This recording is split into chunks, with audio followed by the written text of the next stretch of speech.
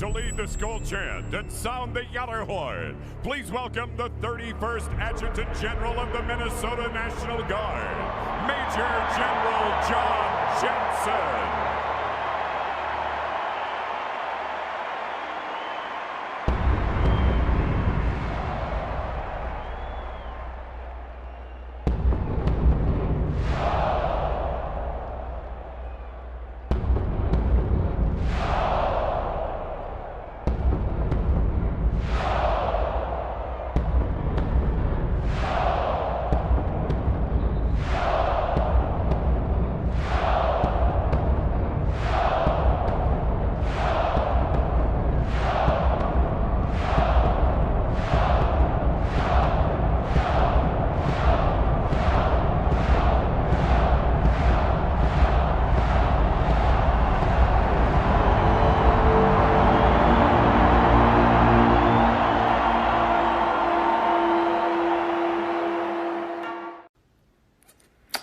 Well, hello, this is John Randall, Minnesota Vikings legend, and it is my pleasure to say, Minnesota Vikings fans uncensored, are you ready?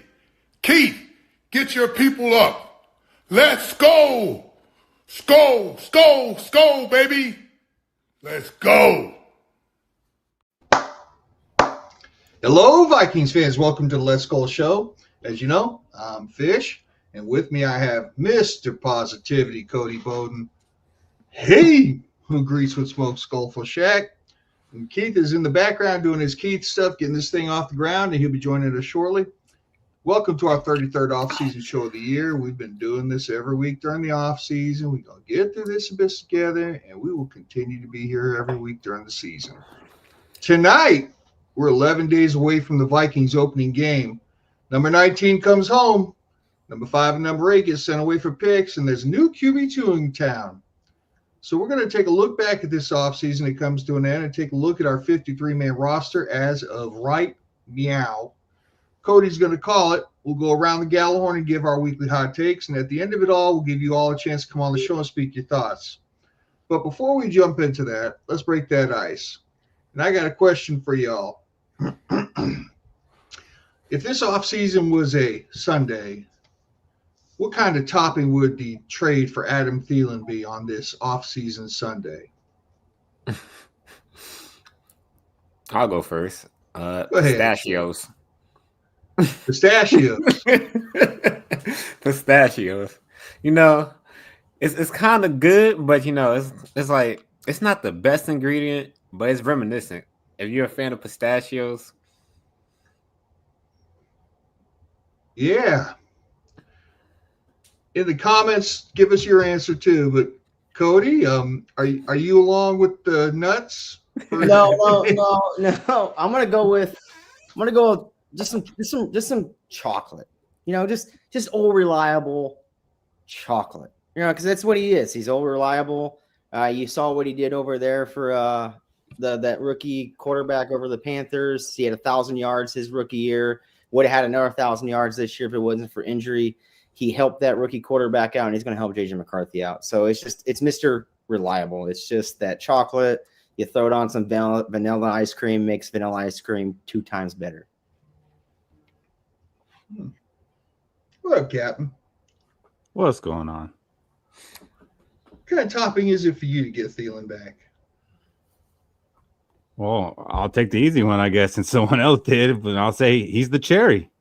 And the cherry is the iconic part of a Sunday, and that's what Adam Thielen is. He's an iconic Viking, and now we got him back. And a Sunday without a cherry, it's still good. Like you're gonna kill it, and you might even forget that it was supposed to have a cherry. But the cherry on the top it's sweeter. It makes it just a little bit better. And you know, when you picture a Sunday, you picture that cherry. When you picture the Vikings or you picture Thielen, you picture a Viking. Like it was weird seeing him in a different uniform. Now he's with us, back where he's supposed to be, in the uniform he's supposed to be in. And he's going to make us just that little bit better.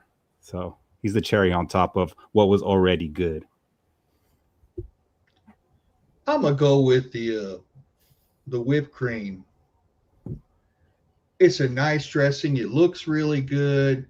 It's pretty. It seems like a nice addition, and it doesn't really add much to the flavor of the sundae. That's a good one. Doesn't it? Whipped cream doesn't have flavor? Not when you put it on a whole sundae. It's like sugar. So not when you put it on a whole sundae. Regular whipped cream, it has no flavor. Lucy coming with the smoke. Well, she's got her and her husband Robbie. I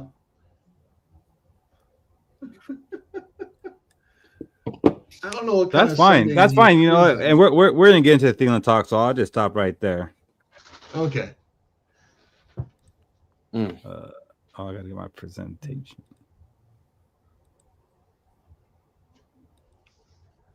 So we're 11 days. What? We're 11 days from the first game of the season. We're going to take a look at the players that have worn 11.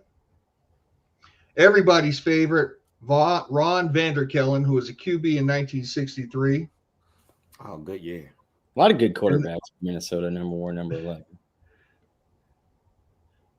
And then, of course, we got one of the real QBs, one of the real ones, Joe Cap, 67 to 69. The legendary Joe Cap. Joe Cap would break a beer bottle over your head and then throw for a touchdown. Another legendary quarterback, Wade Wilson, 10 years. We had Deadpool? Yeah, buddy, we had Deadpool. And a lot of good quarterbacks and a lot of not good wide receivers. What I'm seeing here. You wasn't a fan of Stephen Burton? No, not really. I have you noticed most of the wide receivers are here for 1 year, except for Laquan Treadwell. He lasted for a while, and he's available right now. So, I mean, if we do need another wide receiver to bring back some nostalgia, Laquan Treadwell is available. I mean, big body. And then who could forget Dante Culpepper, right, boys? Get your roll on. And then quarterback 1, Kellen Mond. Oh, man. Oh, yeah, shit. Yeah. Joe Cap, first Latino professional quarterback. No way. No. What? I didn't even know he was Latino. So Joe Cap actually came to us from the CFL. That's where he originally played.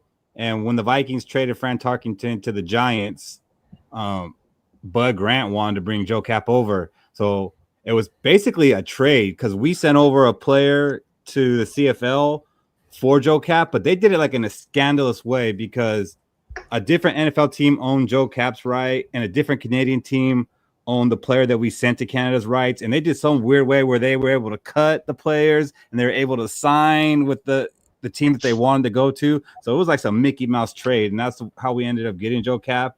And like Cody said, he was, the first Latino to ever lead his team to a Super Bowl, which was the Vikings' first Super Bowl appearance, known as the toughest Chicano. And he was a Pro Bowler in 1969, second in MVP voting behind Roman Gabriel. And the crazy thing is he only played for us for 3 seasons, but Joe Cap's one of the most legendary names in Vikings history. Maybe it's because of that first Super Bowl.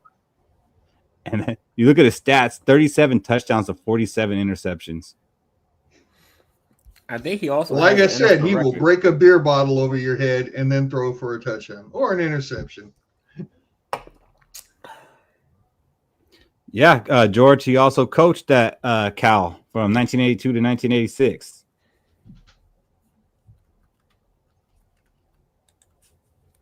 Another quarterback, Wade Wilson, was drafted by the Vikings in the 8th round of 1981. He spent 10 seasons with the Vikings.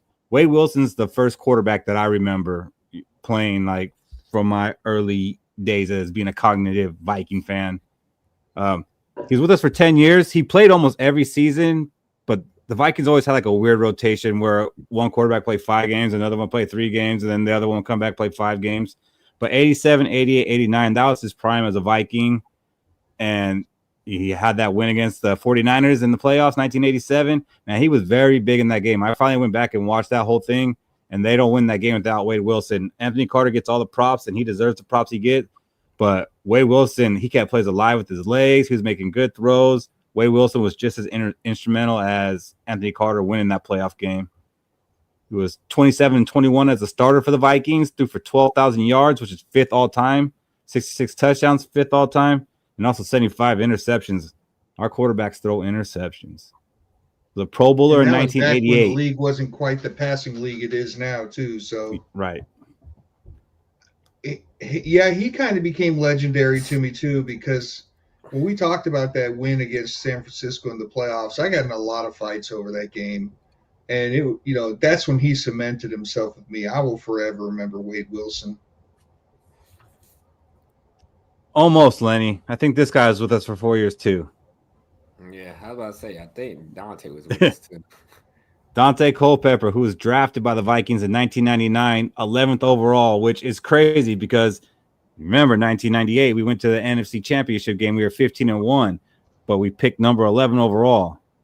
That's because we traded Brad Johnson to the Redskins for their number 1 pick. Can you imagine that? Brad Johnson went for a number 1 pick. That's crazy to me. But hey, that worked out for us. We got Dante Culpepper, who ended up playing 7 seasons for us. He had 80 starts, 38-42 record. That doesn't tell the story. Like, if you weren't there for it and you didn't see it, then you don't know about Dante Culpepper. He did lead the Vikings to an NFC Championship in 2000. He had 3 Pro Bowl seasons. And in 2004, probably should have been the Offensive Player of the Year, but they gave it to Peyton Manning, even though he got the MVP too. You don't see that too often where it's the MVP and Offensive Player of the Year. But he's 4th in passing yards in Vikings all-time history and 4th in touchdown passes.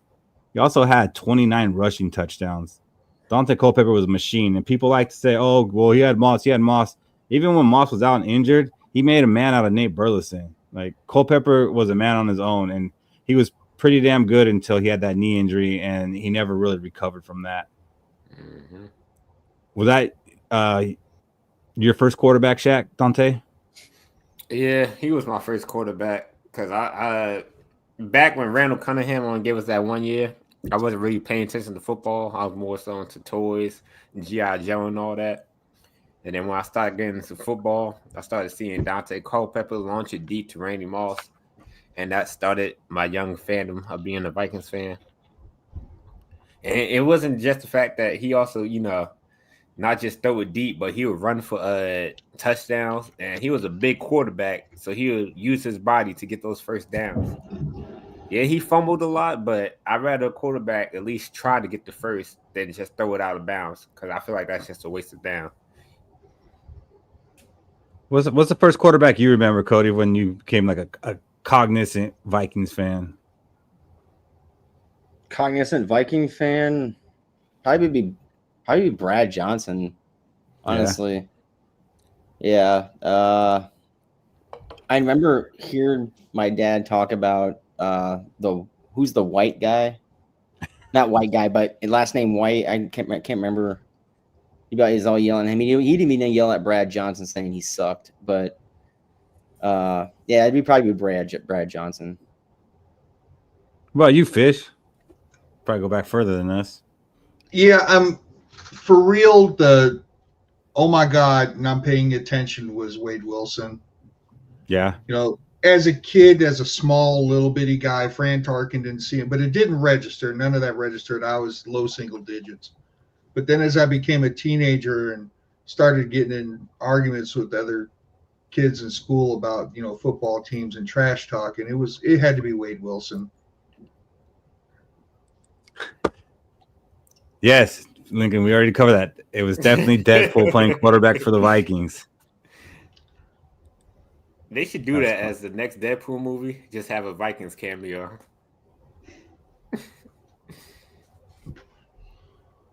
Yeah. So 11 days away, excited for it. But it was a pretty exciting week for the Vikings in general. Made a lot of trades, which we don't normally see from this team. But let's go ahead and get it right into it. The biggest one. Adam Thielen is back.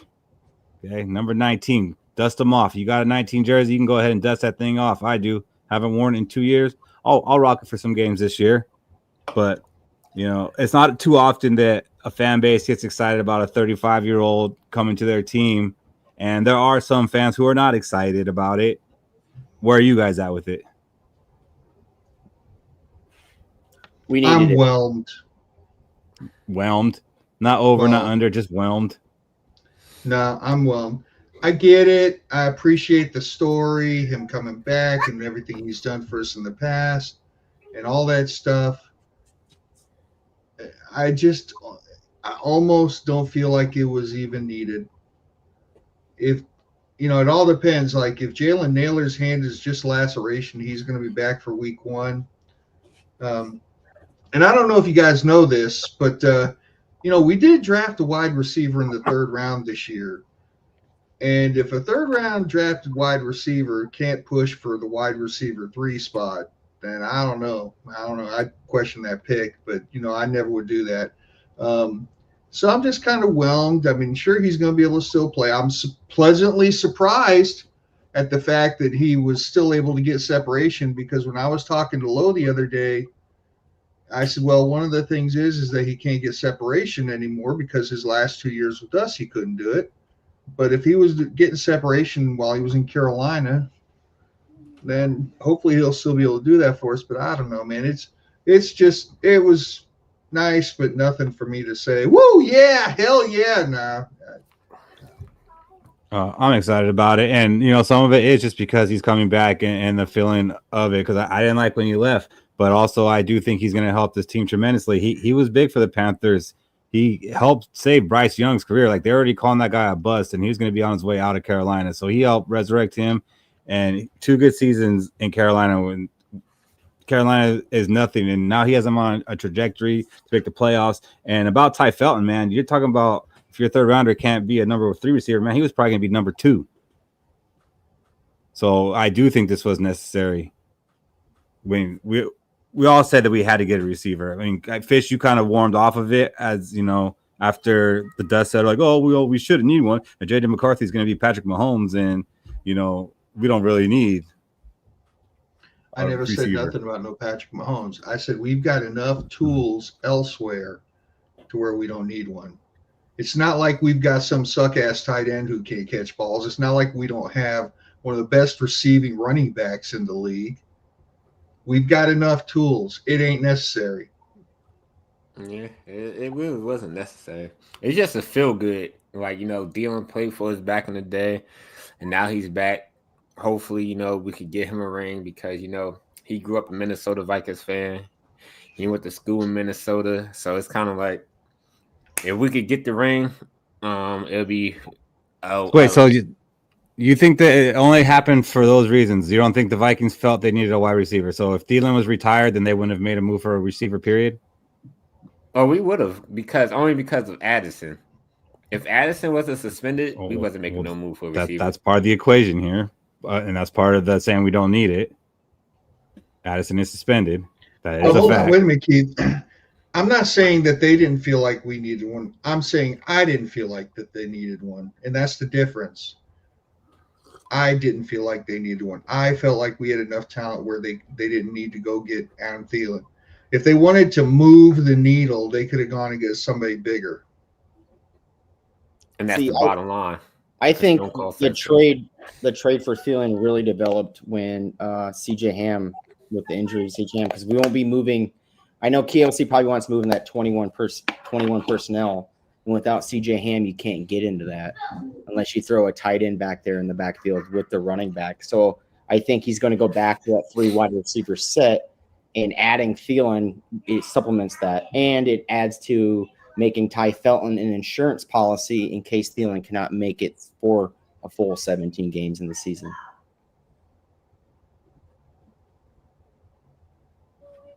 I just think I don't know. I can't get past the notion that we didn't need wide receiver help. When we had half our wide receivers that made the 53 were UDFAs that never taken half a snap. Our team is UDFAs. I mean, come on. Wait. Not really. We're at 32% of the team is UDFAs. Whether or not we picked them up. Well, that's still a lot. That's a lot. That's 1/3. It's 1/3 of the team is UDFAs. Oh, you're right, Travis. We could have grabbed Robert Woods. Robert Woods has done less than nothing the past 2 years. But yeah. That'd have been cool. I would even touch that. Because he did go to USC, right? So that would have been cool. I'm just saying, you know. But Adam Thielen gives us, when Addison does come back, he gives us that short yardage, that reliable hands that you want to throw to on third down. You're third and manageable, or because last year we were ranked 29th in short yardage games, you know, from 3rd and 1 and 2 and on. Having Adam Thielen on the field actually probably will improve us into that direction to not be 29th in the league. To 26th. Yeah. Not only that, he provides veteran leadership for the receiver room. Like, besides Justin Jefferson, he can help Felton and the other receivers in that room get better at running routes and, you know, learn the playbook. Because when Thielen was first here, he learned behind Diggs, and they became buddy, and they both became one of the best route runners in the NFL. So I'm pretty sure Adam Thielen could help, you know, Felton and get his route running abilities up there to where he could be a wide receiver 2 or 3 on his own. Yeah, I mean, you guys don't think that Thielen's an upgrade over Jalen Naylor for that wide receiver 3 spot once Addison comes back? 100%. It's tough for me. There's a lot of complaining about Naylor coming to the end of that season last year. Because when Addison was the guy in the bottom square that just said 100%, there was a lot of complaining about him. So there was a lot of complaining by his whole fan base. I could probably go pull up a post from everybody. I'm just saying, when Addison was hurt last year, Naylor stepped in and he did a good job. He kind of just fell off towards the end or middle of the season. But he did have a lot of touchdowns, and we wasn't expecting that from Jalen Naylor. No, he did, and that was like, you know, the first few games. But after he muffed that punt against the Packers, it kind of all went downhill. He had 28 catches last year. Mm-hmm. Damn, it felt like he had more. it does feel like it, but I mean, he averaged a little over a catch a game. Adding Thielen also gives us a third wide receiver that can actually run an out route, and the out route is the pass in the NFL to throw. And he makes it easier for the quarterback to complete that pass. And Thielen don't have to get separation. He more so he could catch. He's a good contested catcher. That's why I hated about his last year with Kirk. Kirk was scared to throw him the ball. Like, just give him a chance. Thielen would 9 times out of 10 would come down with the ball. He proved that with Case Keenum. Case Keenum trusted him. Just threw it over there. Thielen's there somewhere. And bringing in Thielen too. Let's say a receiver gets hurt on Monday night. Like, we have 0 insurance policy. But why you even got to put that out there in the ether? Well, I'm not saying even if Thielen gets hurt Monday night, at least we have someone. Any Vikings news? Any Vikings news out there? Is there any Green Bay Packers news out there? Someone snap a leg in half. So then I take it that everyone feels we're good now, that we don't need to make a move for another wide receiver at this point. No, no, not after today. I say hit Tyreek Hill. Screw it. Let's just do it. Oh, you go for Tyreek Hill? Absolutely. Screw it. Just do it. I can't see where we could get an impact player at any other real position, so why not? As much as I don't like going on the edges like that, why not? Yeah, why not let a quarterback hang back there a little bit longer for Tyreek Hill to run his go route? What could go wrong? It don't take him that long to run a go route, though, Keith. Instead of 7 seconds, it's going to take 4.5. I mean, Kittleson, it's going to take Thielen a little bit with JJ also, with McCarthy also. That's backyard football. There's no defense on the field throwing the ball, right? It's going to take them a little bit of time to sync up also. It's not like it's, bam, they're ready to go, which I hope they are, but it's not going to be like they're ready to go, what most people think. Well, I'm happy to have Thielen back, and we'll see how it all turns out. I think I'll be on the right side of history, cheering for this because, like I said, it is some of the nostalgic and him coming back, but I actually do think he's going to be a key part of this offense, and he's going to be part of the reason why we get a playoff win this year. You could write that down. I won't even make that a hot take. You can just take that one to the bank, the U.S. bank. All right. We will. You will. That wasn't the only trade we made this week. We also traded Mekhi Blackman. Cody's smiling over there. We sent Mekhi Blackman to the Colts on Monday in exchange for a 6th-round pick next year. Hey, This one seemed kind of like a surprise to me, but not you, right, Cody? Yeah, not me. I'm sorry. I looked in the preseason game and he was just slow in the zone. It looked bad. It was like no reaction time from him. So thank God we got our pick back. Were you shocked to see that the Vikings traded Blackman, considering we don't really have any depth, Fish? Yeah. I mean, it felt like we were moving pieces off of the positions that we have the least amount of depth with. It very much was weird. True, he was coming back from the knee injury, so getting a pick. I will say this about the two trades we made and getting the picks. At least we did that.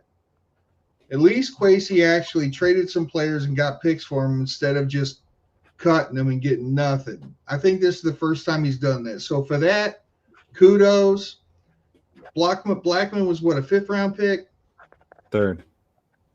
Oh, third. But the very last pick of the 3rd round. So if it makes you feel better, you can call it a 4th. All right, it'll make me feel better. So it never makes me feel good to see we lost, picks for a player, but I guess we did get some time out of him. I mean, I'd always like to see it where, okay, we drafted a guy in the 5th round. He played pretty good. We ended up trading him and we got a 4th. I'd like to see that math once in a while, but I'm happy we got some picks. He was a willing tackler. Didn't seem like any of our cornerbacks were covering well in the zone or anywhere else. It's kind of a surprise. Yeah, I felt it was early because his rookie season, he was pretty good. He showed some flashes. Obviously, he didn't play his 2nd year because of the knee injury, and maybe it wasn't right yet. But if it wasn't right yet, then maybe he shouldn't have been playing yet. They could have put him on the IR or stashed him. Like, I felt it was early, and I think he might end up still having a good career, and that would be, to the Colts' advantage.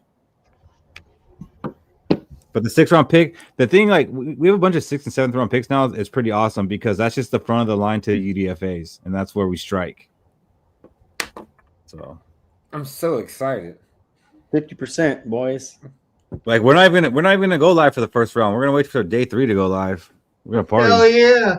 Like Shaq said, watch me just get all pissed off at who we pick in the 6th round.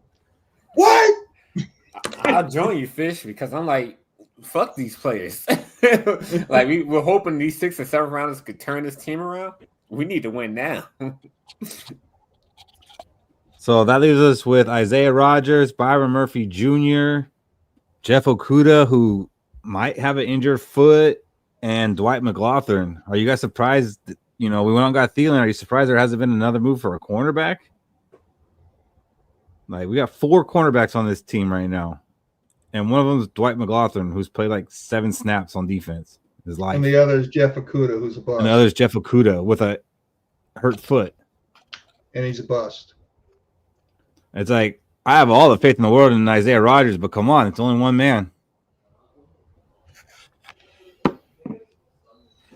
And the free agents, there's not a lot out there. The 2 best free agents, in my opinion, is Stephon Gilmore and Shaquille Griffin. Well, I mean, why not? Why are we bullshitting and at least go pick up one of them? Yeah. Wait a minute. I just realized who you left off that list. No, I didn't. That wasn't a typo. Go ahead, Fish. Do coverall. Do coverall. Bring me some Duke Shelley. Let's really get Cody like rubbing his eyes and scratching his head. Bring Duke Shelley. Sign Duke Shelley. All 5'11". No. Yep. If they bring Duke Shelley in, I don't know how I could equate that to your upset and disappointment. It'd probably be like when we drafted Donovan Jackson.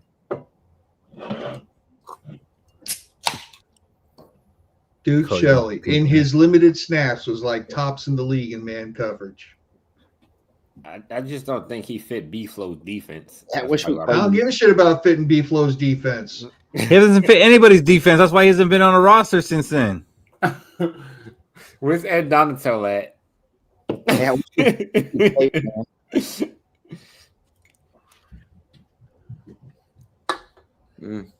What safety? Harrison Smith is now out with an undisclosed illness. What safety we gonna move over to cornerback? he's gonna be back. He'll be back. Yeah, Got an ear infection. it's Yeah, a but person. I'm definitely surprised that that we traded Blackman and there wasn't a plan after that, because a cornerback's not a position that teams are just trading good ones of either. Like, I haven't heard of any disgruntled cornerbacks right now or cornerbacks that are looking for a contract. So, I mean, that would have been J.C. Horn, but it's too late for that. So, I don't know, man. It'd be interesting, but they better make a move within these next 11 days because we are 11 days away from our first game. And yeah, those two trades, but that wasn't it. Who's on the practice squad for us on our corners? Samaya Vaughn. Samaya Vaughn. Oh man, yeah, make a trade. I'd take Samaya Vaughn. I mean, but then you got to cut somebody else from another. I don't know, man. It's tough. I think the only player we have left to cut is probably Austin Keys and CJ Ham, but we'll get to that. Oh yeah, we did bring Fabian Moreau back to the practice squad. Mm-hmm. After I think that was the 49ers let him go. The Vikings traded Sam Howell on Sunday. That's the news we woke up to, which now that one to me was less surprising that we got rid of him, but I was surprised that we traded him and actually got something of value for him. Call me crazy. What? Call me crazy. No. I said cut or trade him. Yeah, but I don't think you pictured us getting a 5th round pick for him. Yeah, I didn't think we were gonna. I thought we were maybe a 7th. But it's a good deal, solid deal for Minnesota trading Howell. I think so too. So what we ended up trading, we traded Howell and a 2026 6th round pick in exchange for a 2026 5th and a 2027 7th. We are stacking those 6 and 7s. It was that one was impressive. And I think we got lucky because what's his name? Tanner McKee. Tanner McKee. He got injured in preseason because he was looking really nice. He's the backup for the Eagles, and they had already cut Dorian and Thompson Robinson. So we got a little lucky there that they were desperate for something, or otherwise I don't know that we make a trade. We probably would have ended up cutting him. Either way, what happened after that is we signed Carson Wentz, and he will be our quarterback 2. Because it's like, how do you feel about that one? Like, we had a guy who was with us all camp, all preseason, cut him and brought someone in who hasn't played football in months, and he's going to be our quarterback 2 week 1. So my initial reaction was off of name recognition, and I thought it was an upgrade. And then I looked at his stats in recent history, and the cliff is real. But like Cody says, if something happens to McCarthy, it's over anyway. So it was it was a nice move. We traded Sam Howell. We picked up a 5th for him. So in all reality, when you look at the whole balance of things, right, we traded for Sam Howell during the draft, and we only traded 5th round picks in that draft to get him, correct? Mm-hmm. Mm-hmm. So basically, you could look at it as a net pickup of a 5th round pick, which we'll screw up anyway. And so, I mean, then Carson Wentz, we got him pretty cheap, didn't we? What we get Carson? Don't tell Cody. Is this real news right here? I ain't playing Kyle Schwarber, but if you are, I'm sorry, bro. I am. I'm sorry. Yeah, it's probably real. Oh my gosh! I'm in fantasy baseball playoffs, and I'm playing against the guy who has Schwarber. We're gonna take a short break from this Vikings podcast to get into fantasy baseball. Well, that sucks. So yeah, fucking Carson Wentz. This is bullshit. Typical Viking. Go get an old aging quarterback that's a cast off beyond his prime. Yeah, he was good once, but now he's fucking Carson Wentz, just like the Vikings always do. This is bullshit, man. Kyle fucking Schwarber, 4 home runs. Are you kidding me? I like the Carson Wentz because look who Carson Wentz sat behind with the Rams and with the Chiefs, right? He doesn't need to. We're all saying, oh, if J.J. McCarthy goes down, he enters the game. Well, I want a guy on the sideline that can talk to J.J. McCarthy. I want a guy on there. Yeah, it was a trash pickup. He pulled from 2 Super Bowl winning quarterbacks. He backed up 2 Super Bowl winning quarterbacks. Yeah, you know what? The last game he played was for the Chiefs. It was Week 17. He came in and played, and the Chiefs lost 38-0. I don't want him to play. I want him to know what a Super Bowl winning. I don't think Sam Howell ever lost 38-0. What a dumb move. I want to know what a Super Bowl winning culture is like, and he's played on 2 of them. To be fair, he didn't become ass until he got that injury. Once he lost his ability to move. Well, same with Blackman, and we traded him. Now we traded for this one who hasn't been the same since an injury. He kind of proved that he was good already. In 2017-18, we're in 2025. We don't need him to play though. If he plays, we're done. Then why even get him? Because why not just have Brosmer? He knows what a Super Bowl culture is. He's played for 2, and he's sat behind fucking. Our head coach knows that. Matthew Stafford. He sat behind Stafford, right? Am I looking at that right? And he sat behind Patrick Mahomes. Hey, this is what Patrick Mahomes does for practice. Actually, I don't think he sat behind Stafford when they won a Super Bowl though. But he sat behind Stafford who won a Super Bowl. Hey, this is not when they won a Super Bowl. We've had a lot of players who've played with guys who have won a Super Bowl before, but they weren't on the team with them. This is how Patrick Mahomes gets ready for games. This is how Patrick Mahomes gets ready for practice. This is how Wentz probably wasn't allowed in the same room as Patrick Mahomes before games. Yeah, I doubt that. I'm not really mad about Wentz thing. I'm more mad about Schwarber hit 4 home runs. Yeah. Oh, I gathered that. Yeah, I'll calm down. Unless he hits a 5th. Nah, fuck, it's already over, man. It's already over. Speaking of Brosmer, do you think Brosmer should be our quarterback 2 in week 1? Because yes, Carson Wentz has more experience, but he hasn't been with the team. Like, he hasn't done anything. He hasn't even had to practice with the team. If somebody had to come in, because J.J. McCarthy has to go to the bathroom. He's not going to get hurt. I'm not going to say that. You got to go to the bathroom. Can't hold it. Wouldn't you rather have Brosmer come in? Yeah, I think that's going to be the plan. Brosmer won't come in. I think Brosmer is the QB2. I think Carson Wentz for week 1, maybe week 2 is that sideline cornerback. He's the Sean Mannion, right? He's the guy still has the clipboard looking at the fucking tablet, letting KOC know when to fucking call a timeout here and there. I think Brosmer, when just like when Darnold went out and then we had Mullins come in, I think Brosmer would be that Mullins just for week 1 and 2 until Carson Wentz speeds up with the playbook. So as much as I would like to say that based on all the things you listed, Brosmer would naturally be quarterback 2, my thought process as I'm listening to you guys talk about it just became he probably shouldn't be because of how raw he is and how young he is.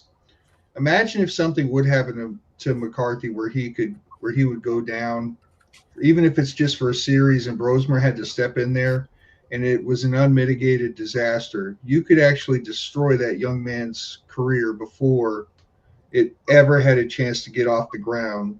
So I would probably put the sacrificial lamb in for Carson Wentz and hope that his experience and professionalism could kind of get him through it and just be able to take your time bringing Brosmer up to the point where he could be a really good QB2 for us. I'm getting Jaron Hall vibes from Max Brosmer. I'm just being honest. How? Because Jaron Hall never even looked as good as Brosmer looked in preseason. Yeah, he looked good the first drive against the Falcons until he got concussed, and then he wasn't the same. They actually didn't look good the first drive. We were 3 and out. The second drive, yeah, they let a little something. Brosmer looked good in 3 different preseason games. Jaron Hall never. What? 3 different preseason games. Preseason what? Games. Okay. Why are we caring about Brosmer's confidence when he's the backup quarterback? If McCarthy's not good, we're drafting one. I don't want to hear that again. You know, like McCarthy has to be good. He has to be good. Hey, Shaq, I don't get Hall vibes from him. I get what's the kid's first name? That Bajan kid in Chicago. Case. Tyler. Is that it? Tyler I couldn't tell if it's- Bajan? Oh, it's Tyler Tyler or Bajan? Tyson. Yeah.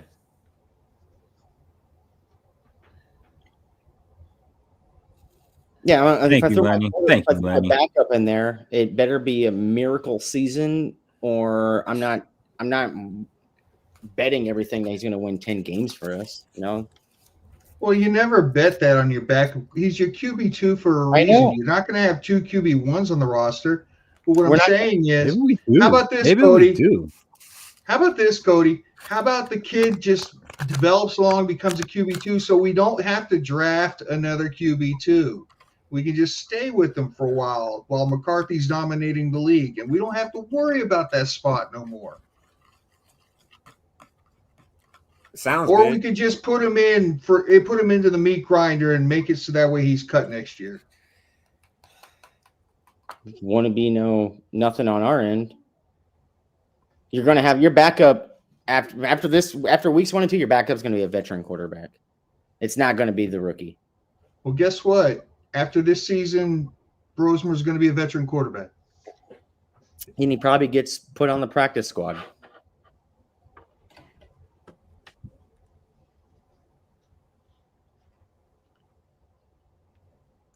Well, I was thinking more about week 1. Like, if something happens and one of them got to come in, I'd rather be Brosmer.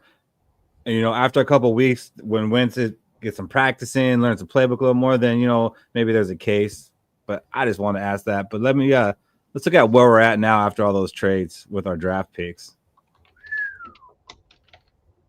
Quessy going to miss on every single one of them. Come on, man. Where's Giddy Cody? No, I'm just kidding. Quessy had a good draft last year. I feel like there's a 5th missing from there. And the 6th. We traded for Thielen. But I thought there were 3 5ths in there before the trade. No. Fuck. All right. Well, This is fuck solid those picks. draft picks. And I don't even know how secure this one for Cam Robinson is. I heard that the Texans are trying to cut bait on him, and I don't know if that'll affect it at all. So I think he has to get some playing time. But 11 picks. I don't even remember the last time we had our first, second, and third pick. I remember the last time And we got 2/3. Do you know what all these 5th and 6th also does? It allows us to jump into the top 100 if we want to package deals. Yes. You speaking my language, Cody.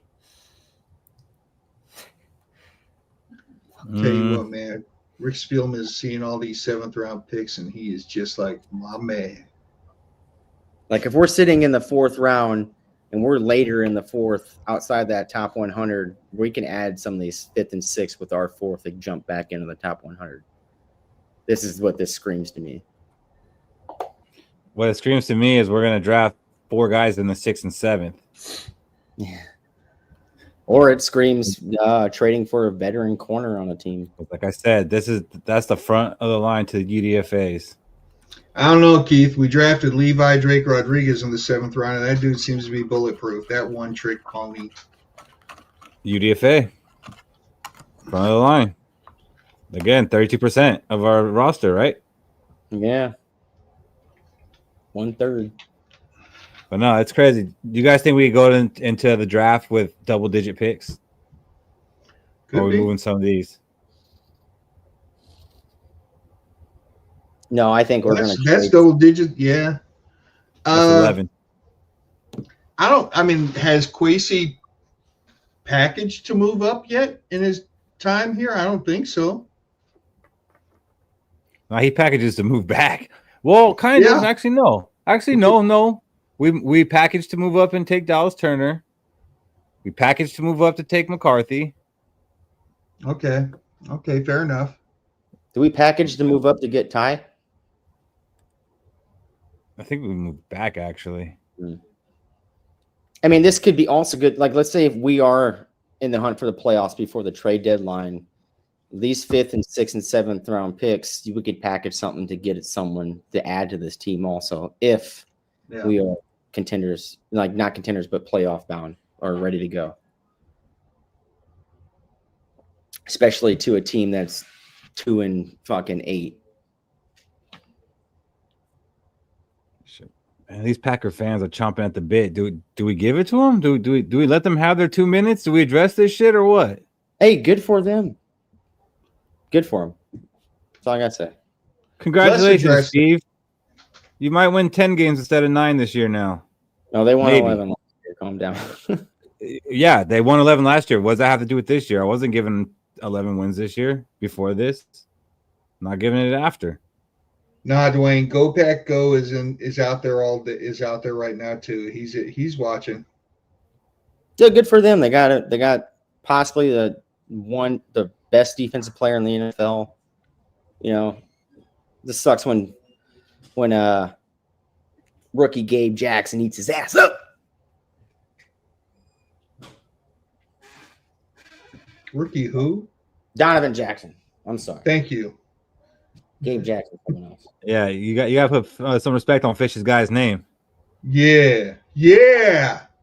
I'm gonna tell you this. Like it sucks anytime someone in your division gets a good player, but this is nothing that like scares me. I don't think it's gonna change the outcome of the 2 games we're playing this year. I don't think. Oh man, now we might lose one. Nah, we're still sweeping the Packers this year. No doubt about it. And I'm he not might that be confident in that. I am. Like he might be a Pro Bowler. I don't think he's ever been an All-Pro, but maybe he will, and they'll still miss the playoffs. The Vikings still have a better roster than the Packers. I mean, I agree, but he is a difference maker. He is. We got a few of those ourselves. Purple Skol, our secondary is ass. That's Lenny. Put some respect Lenny, on it. our secondary is kind of ass. So Keith, I'm gonna go through it real quick. The awards: Rookie Season Pro Bowler, AP 1, AP Defensive Player of the Year 2, AP Defensive Rookie of the Year 1, Year 2, Pro Bowler, AP 1, AP MVP 8th, AP Defensive Player of the Year 2, third year, Pro Bowler, AP 2, AP Defensive Player of the Year 3, last year, Pro Bowler, AP Defensive Player of the Year 17. So he's regressing, is what it is. He is. And look at the Packers gave up 2 first-round picks and a Pro Bowler in Kenny Clark, and then they paid this guy $47 million a year. Yeah, they're going all in this year, just like we were trying to do, right? All I'm saying is that if there was any shine on this Adam Thielen trade, it just got a lot of mud thrown on it. It has nothing to do with it. Yeah, whatever. Headlines say different, dude. Oh, let the headlines tell you how to believe then. That was a joke, Steve. That was a joke. And I'm glad you're laughing. They went all in this year. And I thought the stars were aligning for us, and then here's a little hiccup in the road. It's just a hiccup, though. It's not even a hiccup. My biggest question is he bringing his Super Bowl rings over with him that the Cowboys won because he's such a great transitional player? Like he transcends everyone, makes everyone better. So they must have won a lot of playoff games in Dallas, and they must have Super Bowls. So is he bringing his rings with him? No, but or is he leaving those in Dallas? Kind of diverting our season win-loss record, I would assume. How? I think we lose the game to the Packers. Didn't Dallas win 7 games last year? I think the Packers won 11 games last year, and I think adding Micah Parsons makes them better. So we won 14. Yeah. But them giving Micah Parsons, now we win 8? Is that what you're saying? No, I'm not saying is that how your math works? No. I'm saying the Packers added a win to their record from 11. Well, then we're going undefeated because we've added to our roster compared to last year when we added Javon Hargrave and Jonathan Allen, and I think JJ McCarthy is an upgrade over Sam Darnold. So how many wins did we get there? I hope it's an upgrade over Sam Darnold. Hopefully. But they just didn't ignore our defensive pickups. I like our defensive pickups. Yeah, 100%. But they don't add wins. We were second in run defense. The Packers were seventh in run defense. We were not good in pass defense. The Packers weren't good in pass defense. Like the Packers, they have a set of wide receiver twos out there that'll every game play complimentary football to Jordan Love. We don't know what we have with JJ McCarthy right now. It's incomprehensible to think that adding a 35-year-old borderline washed wide receiver is going to help improve our chances to win games. But then to sit here and say, Micah Parsons don't mean shit. That dude is like the generational defensive talent right now. They just added him and made their team much better. And we might have marginally improved ours. And it was all close anyway. So we didn't have to improve as much as they did. Adam Thielen does make us better. Does he make us better as much as Micah Parsons? I'm not saying that, no. But we were already a better team. And we're still a better team. Did we win than them last year? Oh, we swept them, Fish. I know. Okay, we swept them. So that makes us better. You can look at the Lions. We won 3 more games. We won 3 more games. Oh, that means that's right. We suck because you swept us last year. I get it. We swept them. So did the Lions. They're one. But the fact of the matter, they added a generational talent. You can't just sit here and be like, it don't matter. It don't matter. No, it does. They added a generational talent. You tuck your tail. That's fine. You tuck your tail. That's fine. Act indifferent. You sound like Lions fans right now. I'm not acting different. Realistic. It's got to be something to be concerned about. I'm not concerned even a little bit. We got 2 of the best tackles in the game as well. One of them got his ass worn out the last time he played him. He got injured. He got injured. He got injured. Okay, he got injured playing that guy. He got injured.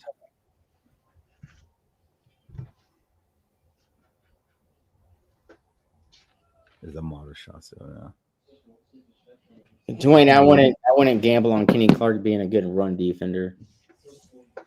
Yeah, because he's only been that his whole career. Yeah, he was 24th out of all defensive tackles in pass rush. Okay, but his PFF, he's 24th out of the 199 that are out there or whatever. He's 24th, but his PFF grade is a 54.9. I don't think something's lacking, and I'm going to go with the run defensive side.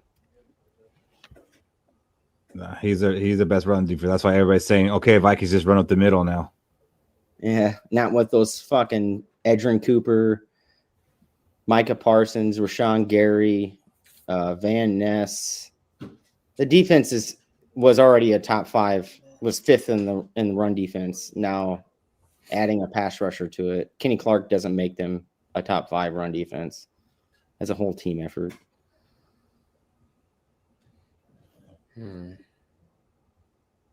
Watch next week. We're going to see that Moss jersey replaced with a Sharp jersey. No, we won't. A Sharp jersey. I think the offensive line can handle Micah Parsons for our team. Hopefully. But I don't think it can handle 4 quarters of Micah Parsons for our team. I don't care if he gets 2 sacks each game. Not unless it's a strip because Darrisaw couldn't block him, and then we lose 40-3 or whatnot.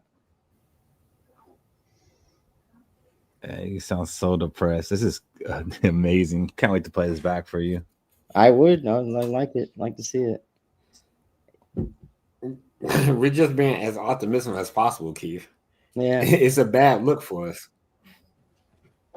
I don't agree. Like, yeah, it's gonna make it tougher, but we improved too, and we have 2 of the best tackles in the game. Well, those 2 tackles couldn't block Micah Parsons when we played him. One had to get off the field. What was Vegas over UC? What?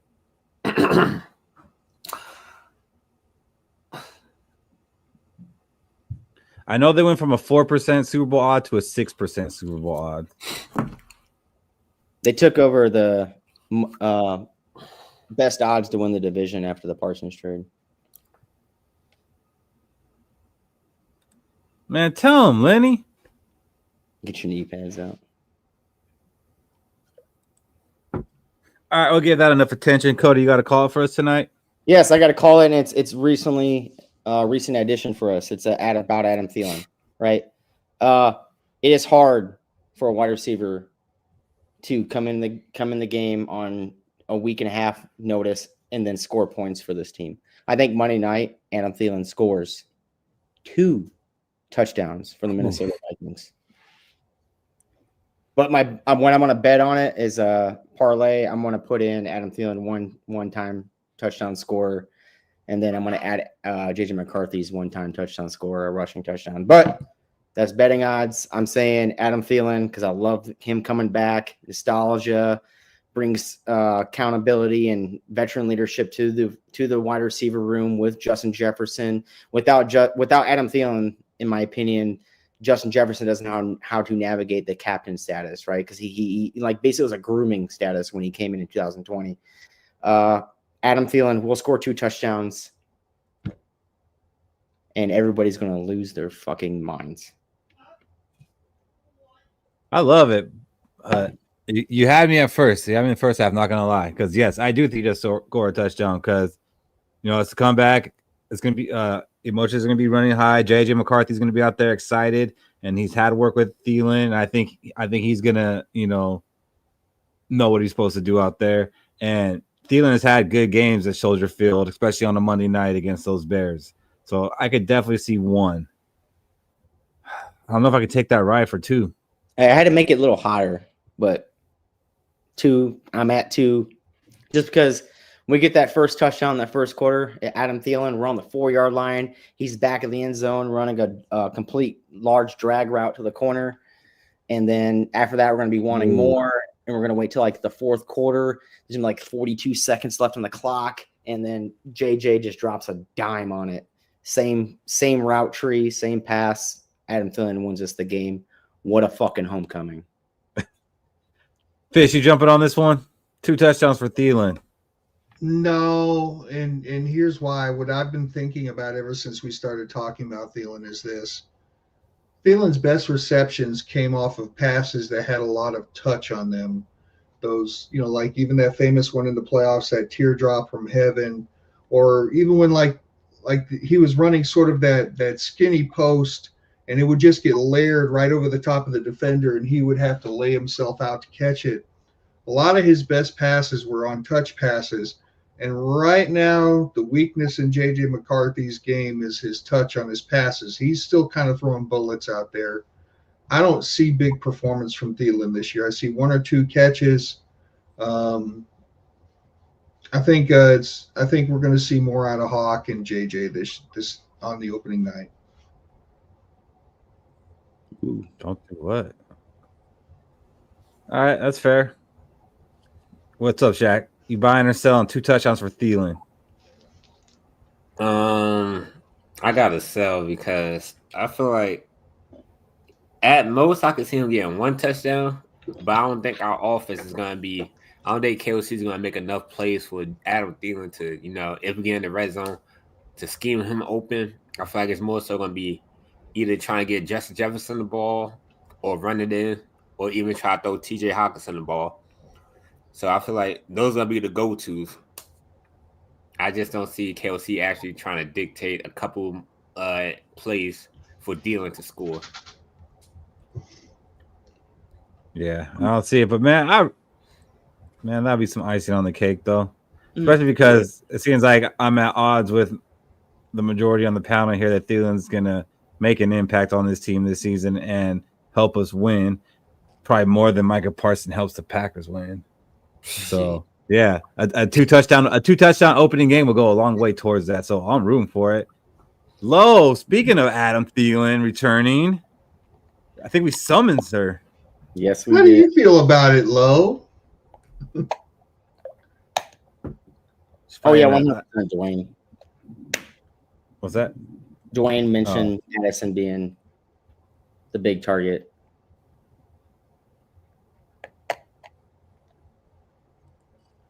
I like Adam Thielen scoring 2.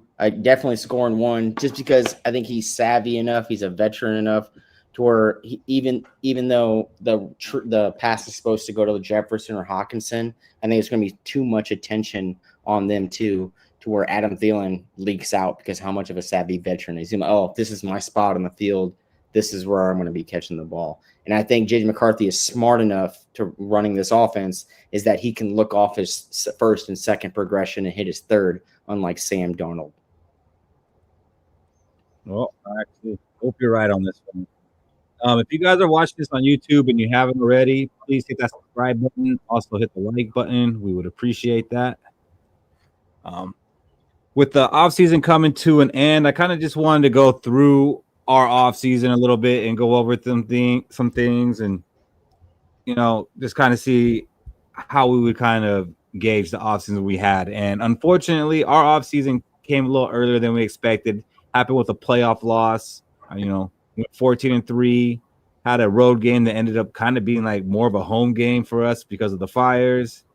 But it ended up going the Rams' way. Did you guys think that we were going to win that game? Yeah. The Rams? Yeah, the Rams, that first playoff game. Yeah. Yeah.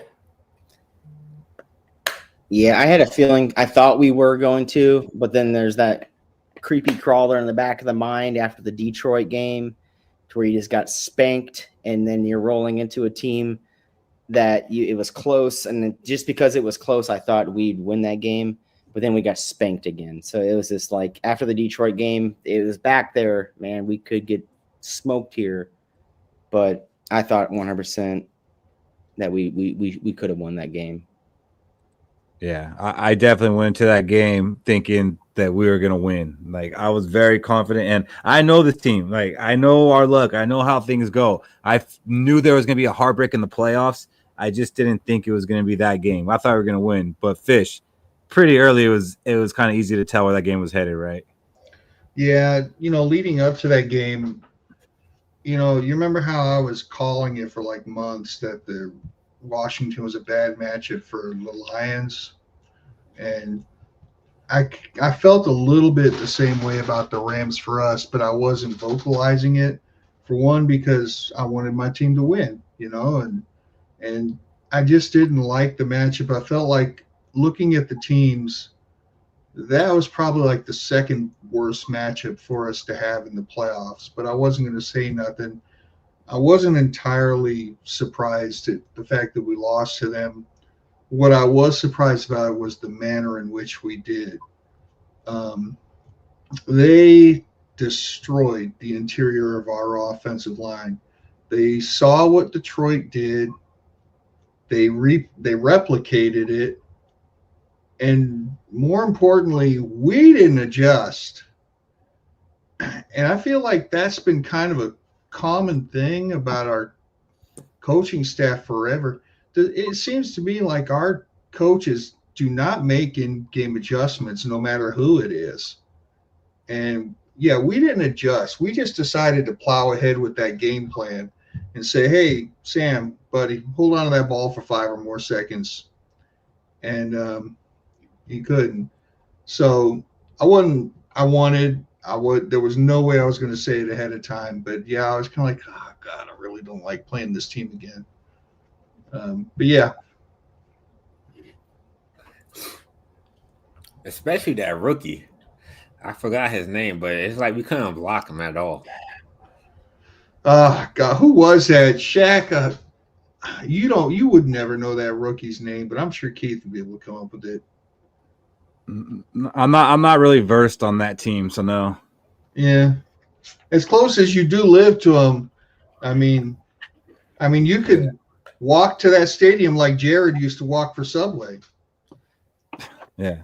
If we had Darrisaw for both the Rams games, I think we win. Honestly, I think we'd shut down Jared Verse. Jared Verse plays. Jared Verse. Plays just like Micah Parsons, right? Just an animal coming through. Run. He's bull rush technique, gets through you. And then, yeah, if we had Darisaw, I think we win both those games. It's just not having him on the field really, really hurt us for a defense like that. So that's how our 2024 came to an end. Do any of you have anything else to say about our 2024 season before we officially put the wraps on it? Yeah, I do. Both the Lions and Green Bay were one and done in the playoffs too. They ain't shit. That's a fact. What'd you have, Shaq? So before we put the 2025 season to wrap, I just wanted to thank Sam Darnold one last time, proving that any quarterback could have took this team to the playoffs, and Kirk Cousins was not shit, and he was not the reason we was going to the playoffs. Thank you, Sam Darnold. I just need to prove that fact, and we couldn't have done it without you. Nicely said. Nicely said. Love you, Shaq. Love it. Any final words, Cody, for the 2024 season? Or are you ready to move on? What did KOC say? That he wanted to build the interior offensive line, and he meant it. Right? That's damn right. Story. First round pick, baby. Michael Jordan meme. Throw it in there. All right, 2024 is out the books. We don't even care about it. New season's coming up. Let's see what we got going forward. Yeah, Shaq, we could have Dilford, and we would have won 14. Yeah. Just throw it to Justin Jefferson and run the ball. And with that, the 2024 season is dead to us. Free agency kicked off in March. And as expected, the Vikings were players in it. We actually had some money to play with. We had some needs to fill. I feel we did a pretty good job filling most of the holes that we had. We had a big signing in getting Isaiah Rodgers. And then, some lesser ones with Will Fries, Jonathan Alvin, Javon Hargrave, Ryan Kelly, and Jordan Mason. Those are the key additions. Key departures, Sam Darnold, Cam Bynum, Nick Mullins, and Johnny Munt. So I'd say our arrivals outweighed our departures by far, and every single one of them filled a hole. We kept two of our own that could have been free agents, and Byron Murphy Jr. and Aaron Jones. I think those were big in bringing those guys back. How do you guys feel the Vikings did in addressing their weaknesses in free agency? Go ahead, Cody. I meant it. Right? I just wanted you fixed your weakness. We've been complaining every single year about the guards, right? Every single year about guards, about Bradbury. We haven't had a solid interior offensive line since a decade ago, 2015, since Steve Hutchinson left. Then when we started having a solid interior offensive line. And we always had one weak player at a guard position somewhere also, right? We add this interior offensive line.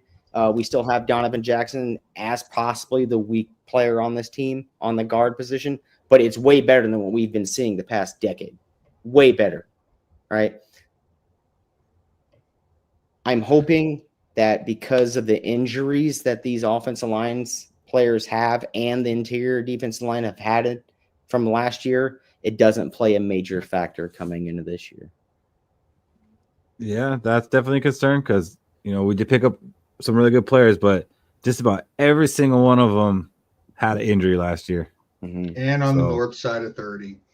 And, long in the tooth. But the fact of the matter is it was a concerted effort. Would I have liked to have a young stud on defensive tackle? Yeah. But will I be happy if we can get just these 30-year-old guys who have had injury? We get, with our team and our facilities, by God, if we can keep them going for most of the season, I'm going to be really happy. We're going to need them. We did see in the preseason that without Hargrave and Allen out there, our defensive front looked just like last year in trying to get pressure. So we need them. And I think they're great additions. thank God we finally did do something in the trenches, man. Even if it wasn't exactly tailor fit to how Michael Fish would want it to have been done, we did something in the trenches, and we improved it dramatically. Yeah, good thing. Good thing. Finally building from the inside out. Yeah. Shaq, which free agent do you think is going to have the biggest impact on our success this year?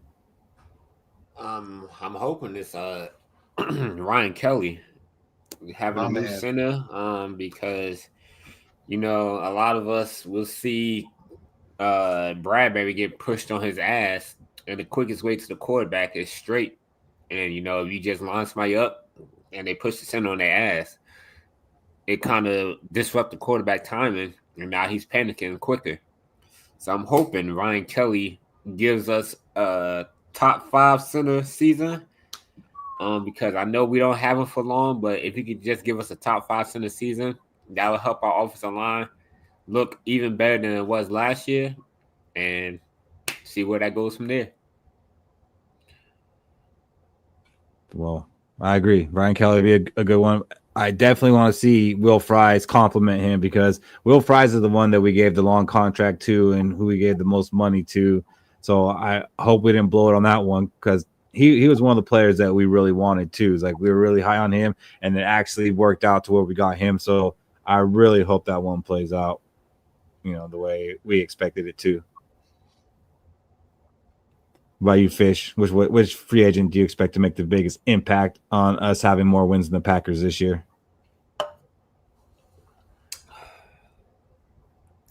All right, let me give my who needs to be and who I expect to be, okay? Real quick, who needs to be is your boy. Because if Isaiah Rodgers is not good, this is going to be a very long season. But who do I expect to be? The guy that I warmed up to quickly, Jordan Mason.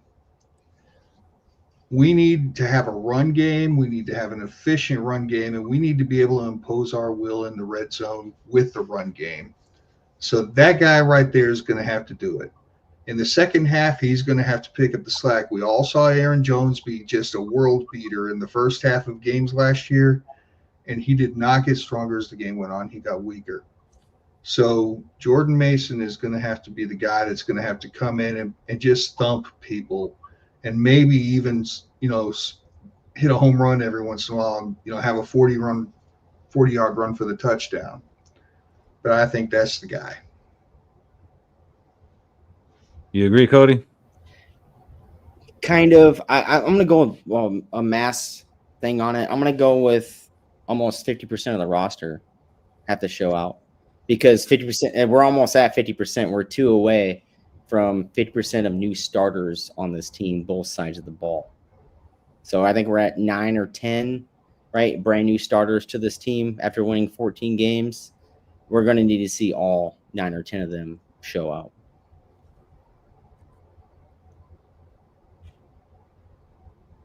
Yeah, that Van Ginkel one, I need to know what's going on there.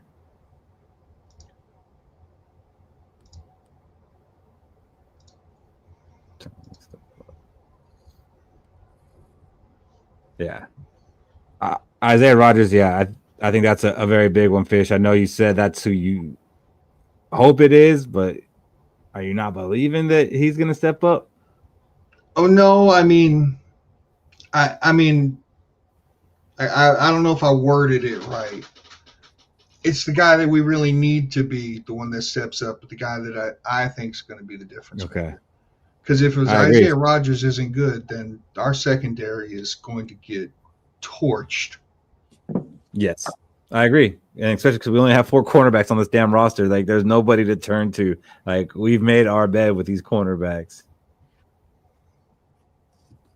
Then around free agency and the end of free agency, there came out this rumor that there was some interest in Aaron Rodgers joining the team. And it was more so Aaron Rodgers was interested in joining us. He even made a pitch to KOC saying, let's make this 1-year run out of Lombardi, and he will mentor JJ McCarthy.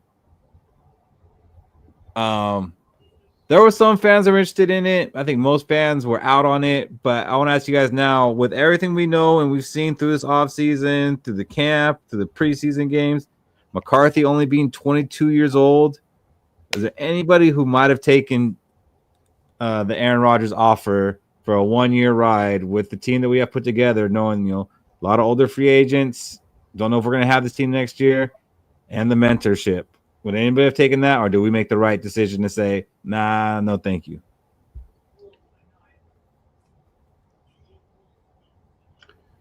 We made the right decision to say no, thank you. 100%. As much as we are saying, gosh, we're in trouble if McCarthy goes down, I want McCarthy to have the opportunity. He's got to have that chance. He's the number 10 pick in the draft. He's our first round pick in the draft since a while. He's got to have the shot. So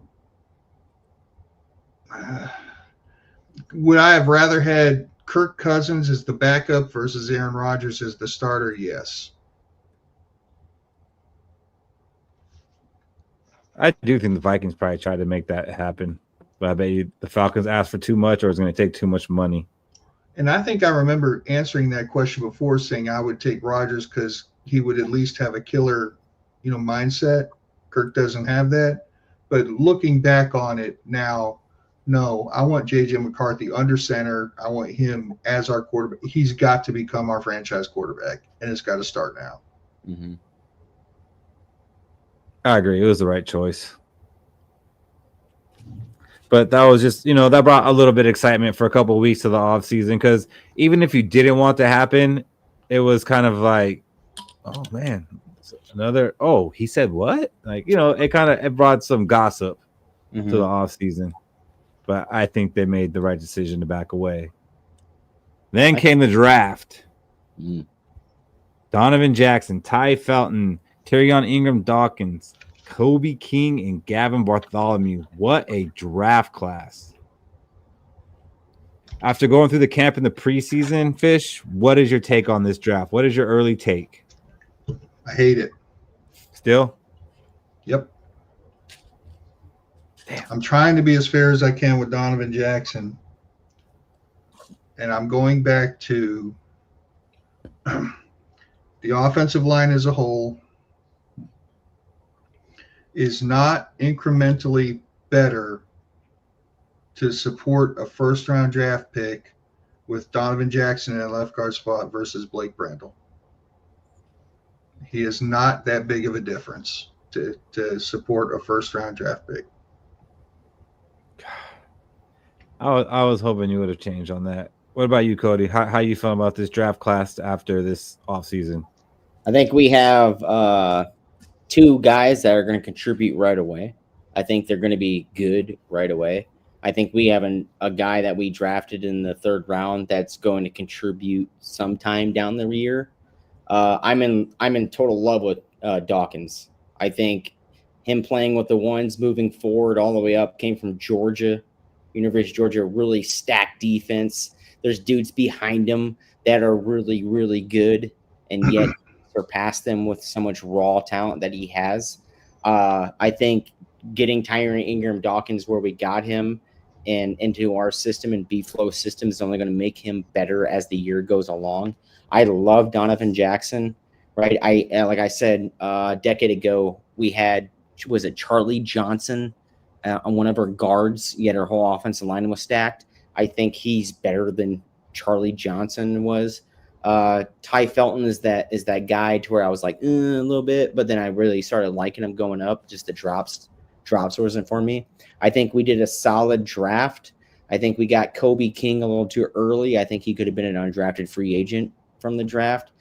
Gavin Bartholomew, I thought he's going to make this roster. He's still going to make the practice squad because he's injured. He's on the IR.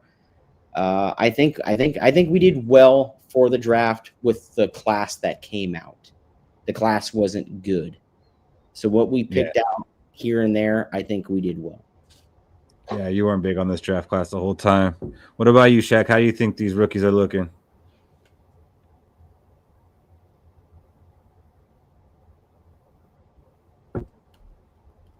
What are your thoughts? What are your thoughts on early thoughts on our rookies?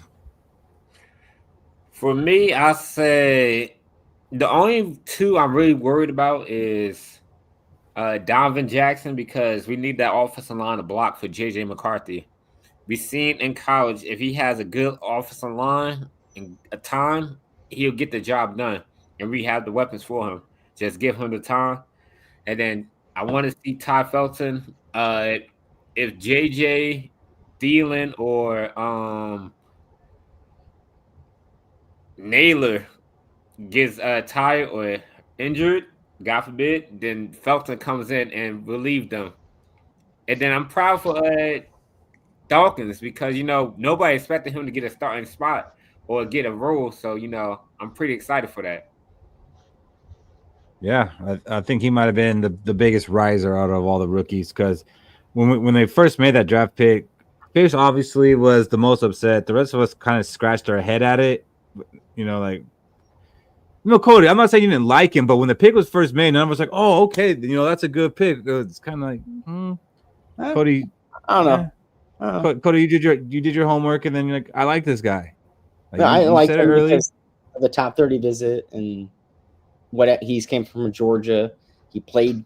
He was number one out of the number one position in that depth chart out of so many good players at Georgia. He deserves to get drafted. Where do you find 7 rookies starting? Who said 7 rookies are starting? Yeah, there ain't no 7 rookies starting in our team. No, they're just part of the 53. Yeah, part of the 53. And I think he means UDFAs too.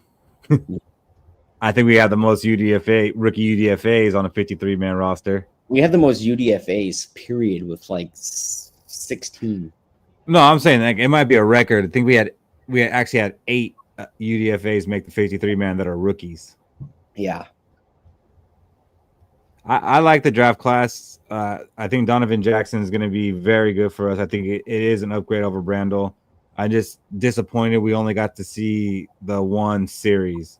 I really wish the offensive line would have played together better, but I think he's going to be a staple in there next to Darisoff for the next 6-7 years, hopefully more. Ty Felton, I really like what I've seen from him in college, and just the limited amount that we got to see of him in preseason, I see it, man. He didn't flash, but I see the player that he was in college. He can bring into the NFL. He can get open. He can create that space, that separation, and after the catch, he can get the yards after the catch. He makes that one quick move after the catch. I think he's going to be, he might not be a deep threat burner like I initially thought, but he's going to be a chain mover. So I'm happy with those 2 picks. And Ingram Dawkins, we all got to be a little bit excited about that. And if Kobe ends up being Ivan Pace level, then that's a freaking win too. Mm-hmm. So we only had 5 picks in this draft. And I think that's also why we put a lot of pressure on that first pick, because we didn't have a second round pick. So it's like, this is all we kind of got to make a splash. And it's like, guard, fuck. Even though we really need it, fuck. So, the pressure is on him, but I do think he's going to be a stud. One last thing about Donovan Jackson. In that series, he got put on his ass 2 times. And never, ever, ever, ever do you ever want to see an offensive lineman get put on their ass. He's got to clean that up.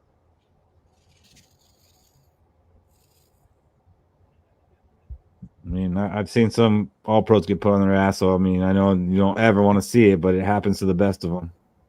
He's got to clean it up. Definitely. We haven't had good drafts.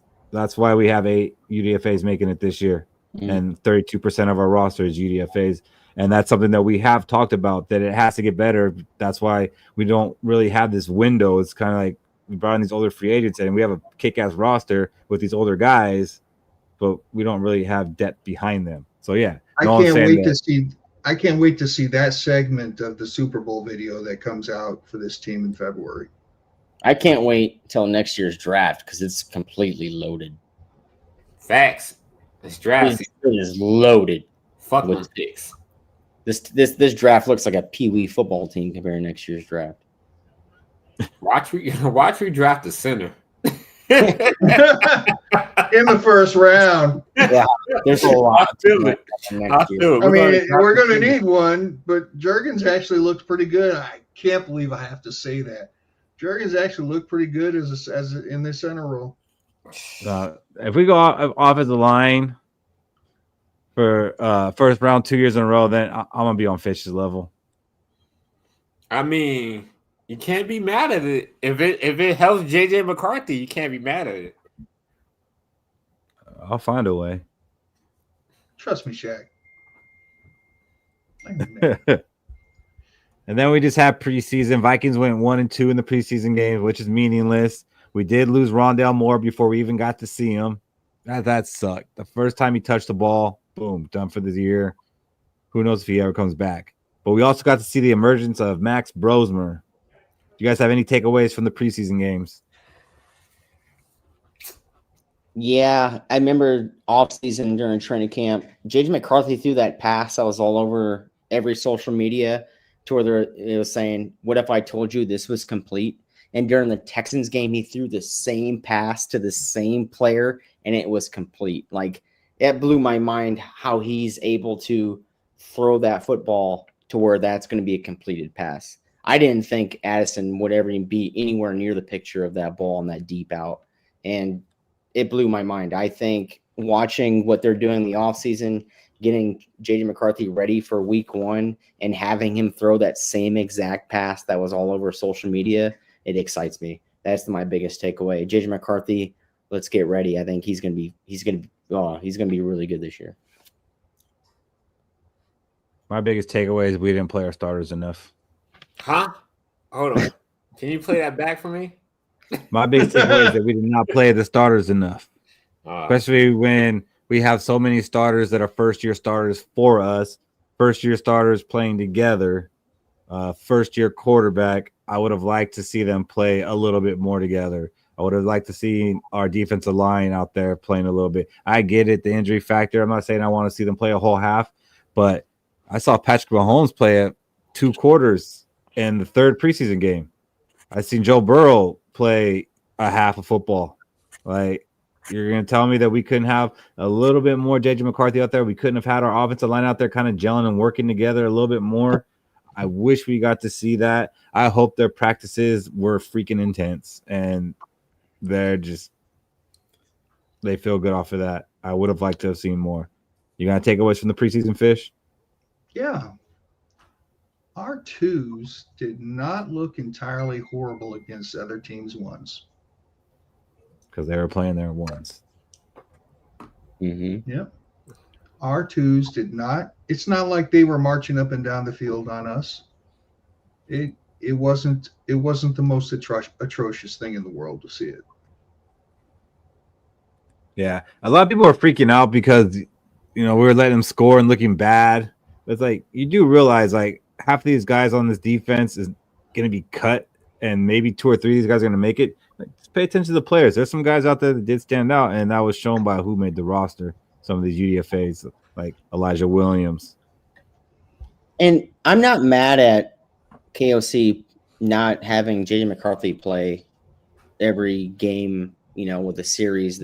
Because look where JJ McCarthy came from. He came from a pro-ready system in Michigan. He came from under Harbaugh. It's a pro-ready system. He developed him already. He is pro-ready. You can see it live. Played a series in these games against first string defenses. I agree, but so is Patrick Mahomes and Joe Burrow. They played in Super Bowls, and they were still out there playing. There's a lot of turnover for them. You got to think Patrick Mahomes is losing both wide receivers for the next 6 or 3 weeks of their thing. Yeah, we're losing 1 for 3, and when he threw. Actually, our quarterbacks never played with our wide receivers before. And he threw him the ball just fine. He's never thrown a pass to Justin Jefferson. Well, because Justin Jefferson never was able to get in the preseason game because he was hurt. Just saying, we haven't seen it. You're not throwing Justin Jefferson after an injury in a preseason game. It's ridiculous. I do think coming from Harbaugh is a good thing. I don't think necessarily he made him a better passer or anything, but like Cody's kind of saying, he made him a better pro. Like working with him, like, yeah, they ran a lot, and that's why people think that JJ McCarthy is just a handoff merchant. That's just the offense that Harbaugh runs. Herbert, he threw his least amount of passes in his whole career last year. Herbert's a great quarterback, right, Fish? Yeah. He's a supremely talented quarterback with some beautiful hair and some dreamy eyes. And haven't heard it in a while. And he won shit, but Harbaugh got McCarthy pro ready. KOC is going to get McCarthy quarterback ready. I mean, I can go along with what Cody's saying. Yeah, Harbaugh got him ready for the pros. He didn't have him running that damn spread offense in college where he's in shotgun 95% of the plays. He put him under center, made him run play action, made him be able to read a defense from under center. He made him into ready to be a pro quarterback. So, yeah, buddy, he's gonna be just fine. Robbie Hardest still signs in the big leagues. You know the Patriots. Yeah, they did it just fine, dude. Come on, dude. That is pro ready as shit. Sorry, they still signs from Alabama. Oh, what a joke! Still mad.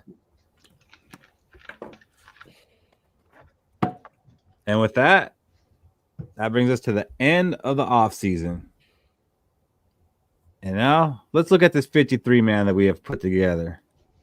Not us, the Vikings. I was about Quarterback. To say, the Vikings. You know what, guys? We weren't far off. Like, I think we got maybe 2 wrong, which I'm not even giving us a lot of credit. Like, this 53 was pretty chalky. There was a couple surprises, but we'll get to those. JJ McCarthy, Carson Wentz, Max Brosmer as our quarterbacks. Out is Brett Rippon. And Brett Rippon was actually signed by the Bengals. I was surprised to see that. I saw someone say that McVay tree loves Rippon. We grading this now? No, but you could give me your feelings on the quarterback room. I'll see. It hasn't changed. I was going to say that for next week, but we could. No, I like the quarterback room. I like bringing Carson Wentz over just because he's seen what starting Super Bowl caliber quarterbacks look like, right? He's Matthew Stafford, Patrick Mahomes, shit, even Nick Foles. He's seen what Super Bowl starting quarterbacks, Super Bowl winning quarterbacks look like. And I think he's going to bring that knowledge, especially when he's looking at that Microsoft Windows tablet and he's telling JJ McCarthy, hey, read over this. Hey, this is what Patrick Mahomes does. This is what Nick Foles did before getting thrusted in the position to win a Super Bowl. This is what Matthew Stafford is coming over to a brand new team, brand new system and winning a Super Bowl. I think he brings a lot of education to JJ McCarthy's mind, allow him to be a quarterback. But he can't say this is what I did. No, he can't. He won't, but he doesn't need to. He's a mentor. KOC can say this is what Tom Brady did. No, I get what you're saying. I'm just giving you a hard time. It's Kyle Schwarber's fault. Goddamn Four fucking home runs. I'm sorry, dude. You had to live that. Tough week. Tough freaking week. All right, so that's our quarterbacks. We'll do the grades next week because I want to go over our previous grades and then see what we got them at. This shocked me. This is a shocker, but I don't know how long it's going to be a shocker. Mm-hmm. So right now, our running backs, Aaron Jones, Jordan Mason, Ty Chandler, Xavier Scott, and CJ Ham, who's actually on IR, so he's not counting against our 53. So I think we're all shocked that Jordan Mason made this 53, right? Yeah, I mean, stunned. No. What did he do? He played, one series in the preseason? And he made the roster? Chat, is everybody surprised that Ty Chandler made this roster? No. You're not surprised, Cody? No, I think he's a kick return specialist. He knows how to do it. It's just you got to add a player that outweighs his kick return specialist. Even though how much I love Miles Price doing it, I just think he brings stability in a way. But you think we brought in Miles Price to be wide receiver?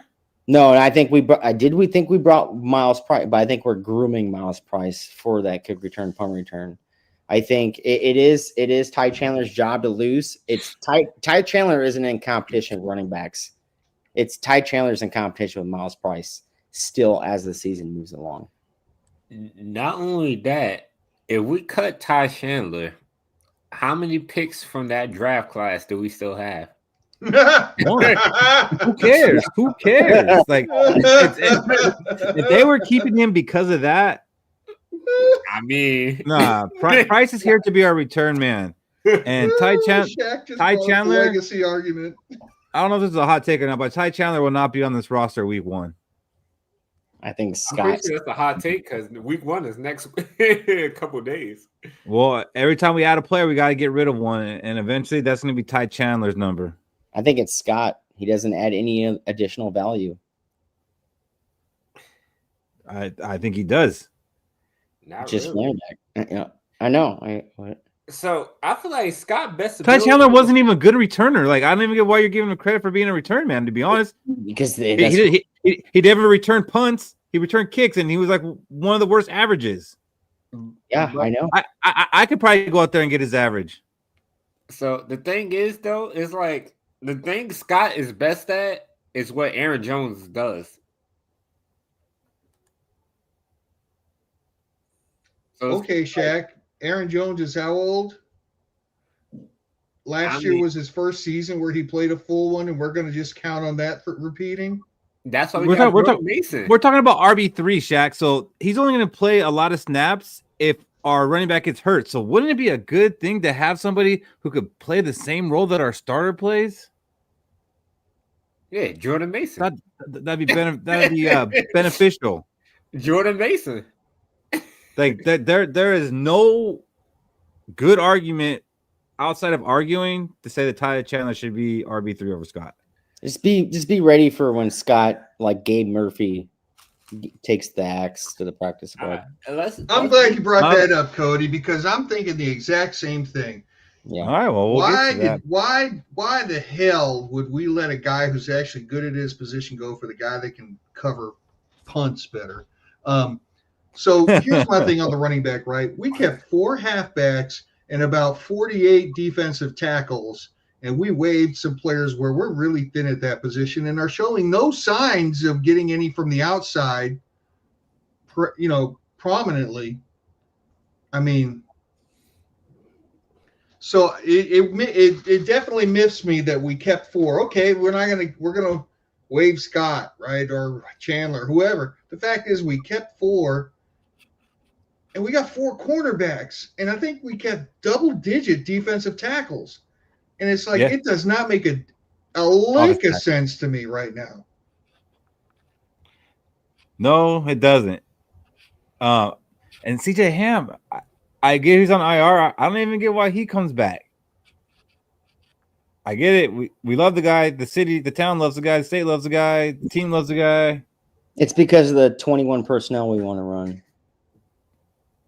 But yeah, I think even if Ty Chandler does end up making this roster, he's out when CJ Ham comes back. Yeah, I guarantee. Yeah, if CJ Ham makes this roster, Xavier Scott and Ty Chandler are out because when we add a cornerback. Exactly, Tanya. He does. I need guys who do a lot on the field, and I'm not saying he can't do stuff on the field. We just don't run him that way. That's just not KOC's offense to use him that way. So I think, but KOC's changing his offense. I can see it. Not week 1. He's not going to change it week 1. Because what I said, I thought we brought Adam Thielen in because we can't run 21 personnel with the fullback not in the game. I think we brought Adam Thielen with Ham going down. I think Adam Thielen, that was a big pressure move. Like, hey, we need to bring the third wide receiver, so we're going to 3 wide receiver sets. I think KOC wants to run the ball this year. We're going to be 3 wide receiver set from week 1 to probably week 2, whenever Ham's ready to go. And then we're going to introduce Ham into the offense again. I think we kept Chandler because Quasi's like, man, we got 3 7th rounders, and that's just not enough. I think if we hold on to him and make them think we want him, we can get a 7th rounder for this guy and have 4 7th rounders. Add Ham. Boom. I feel like Rick Xavier Spielman. Xavier Scott could make it to our practice squad if we cut him. Oh, I 100%. think Ty Chandler's gonna make it to the practice squad. I ain't mad about it, Shaq. I don't know that Xavier Scott would make it to the practice squad. I think if we Where see did we get Miles Xavier Price, Scott from? The Colts? the Colts, We I think traded Miles him? Price, he does a big return. Yeah, Ty Chandler is gone. Miles Price. What can I does- do to you, Dwayne?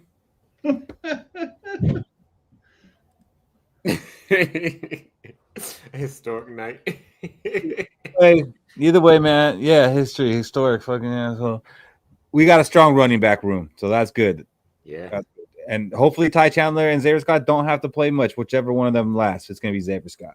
Hopefully we run the ball. Then we move on to the wide receivers. Justin Jefferson, Jalen Naylor, Ty Felton, Tim Jones, Adam Thielen, Miles Price, and Jordan Addison out on suspension. Ooh, that's a solid wide receiver core. Question: did we bring back Thayer Thomas, or is he a free agent? What do you mean? Like, do we bring him to the practice squad? Is he on the practice squad?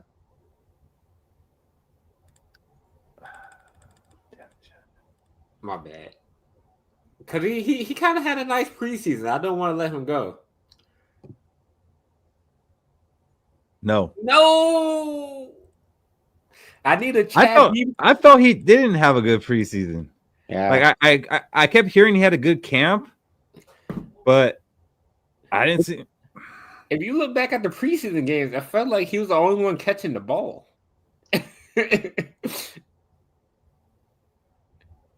I think I remember specifically Thayer Thomas dropped a pass and the announcer said, you're trying to make the roster and you have maybe your one chance to shine and you drop the ball.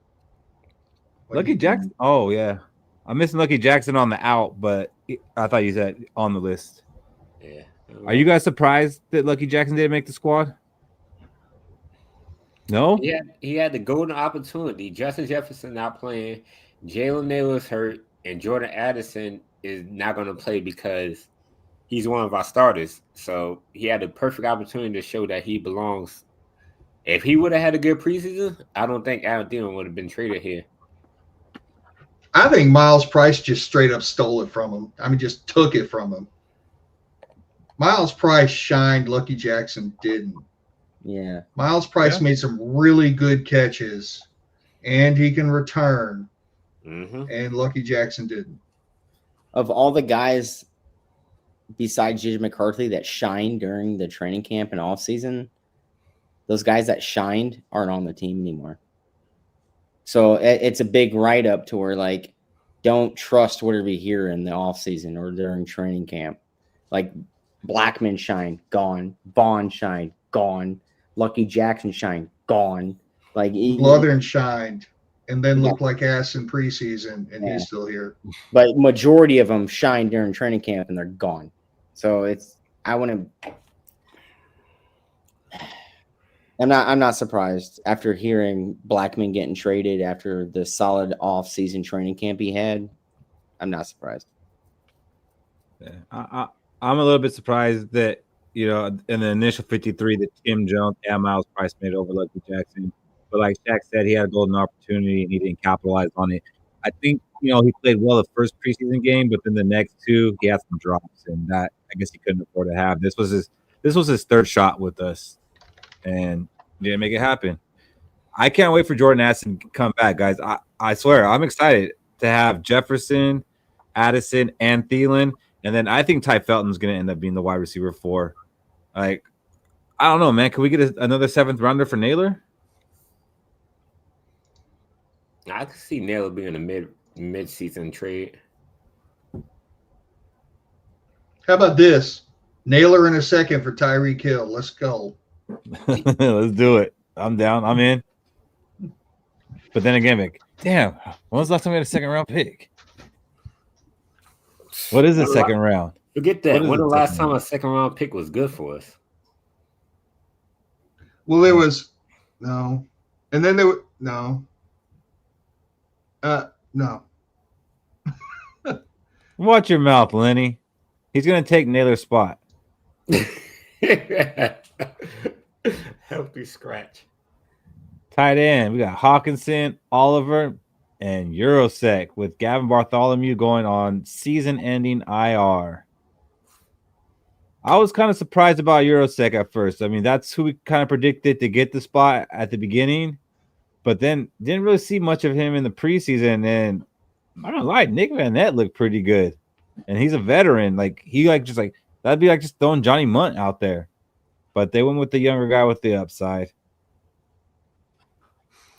I can never forget the funniest thing whenever we bring up Benjamin Eurosec is when Cody was joking about getting him before the draft. He was like, "We're gonna probably get Benjamin Eurosec." Wasn't he a top 30 on the Top team? 30 visit. Top 30. Cody doesn't stray away from that top 30 list. But we'll mention a name, and Cody's like, hold on. No top 30 visit. Doubt it.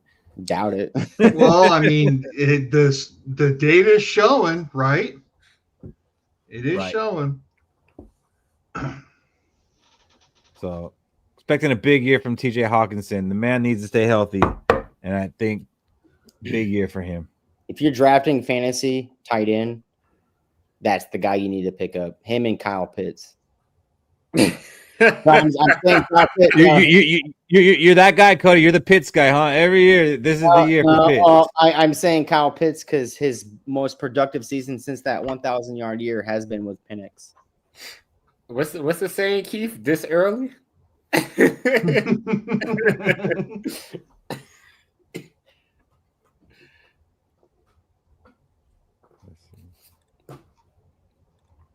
And the offensive line, man, we kept a lot of offensive linemen, but I think that's because we've struggled so long on offensive line to have good players. Like, man, this guy's kind of good. Don't want to let him go. And I think that's Joe Huber, because he's the guy that he might have snuck onto the practice squad, but they didn't even want to risk it. That's a solid offensive line. Mm-hmm. And it sounded like Darisaw is going to be ready week 1. My That's only huge. concern is the backup center.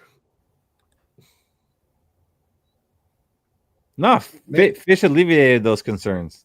Yeah. I don't know, Shaq. Juergens looked pretty good, man. All of the issues that I saw in him coming out seemed to be improved. I hope so, man. I hope so. And I didn't notice it. I don't know if you did, but I guess Joe Huber played some center too in the preseason games. I didn't catch that. So, I mean, we might be working on something here between Juergens and Huber on working on that next center. I want to see Logan Brown, but I guess he didn't show enough. No, then he ended up on the Browns practice squad. He's on the Cleveland Browns practice squad now. Fucking Browns. Fucking Browns. I mean, he really didn't show it, right? In the preseason games, Logan Brown? No. It's kind of hard because I feel like our backup quarterbacks, and our backup offensive line was struggling all preseason. So it's kind of hard to tell who was actually good besides Huber. No, I will tell you, Shaq, when we had Rouse at left tackle, who was playing left guard? Juergens and Huber, and then when we had that lineup, they looked pretty damn good, dude. All the names are here, the Fish. Yeah, I just can't place the name to the position they were playing at the time. Probably they looked Lee. pretty solid. If you remember, Shaq, Sam Howell had all day to throw the ball in that first preseason game. Yeah. That's the only one I actually – sorry, Vikings fan. That's the only one I actually was able to see fully. He had a pocket. He had a beautiful, perfectly formed pocket every single time he dropped back to the ball. Solid offensive line, and it sounds like we're going to go into week 1 healthy, and that's going to be huge, being on the road against the Bears. J.J. McCarthy's first game, which I know I've said it before, that is a revenge game for J.J. McCarthy. He is from Chicago. He grew up near Soldier Field. He wanted to play for the Bears. That was like a dream. So they chose Caleb Williams over him, and he's going to stick it to them. And it's good he's going to have his protection. Now, defensive side of the ball. This looks tough, guys. I don't think I've been this excited about a defensive line in a long time. There's no Packer backup on here. There's no Dean Lowry's.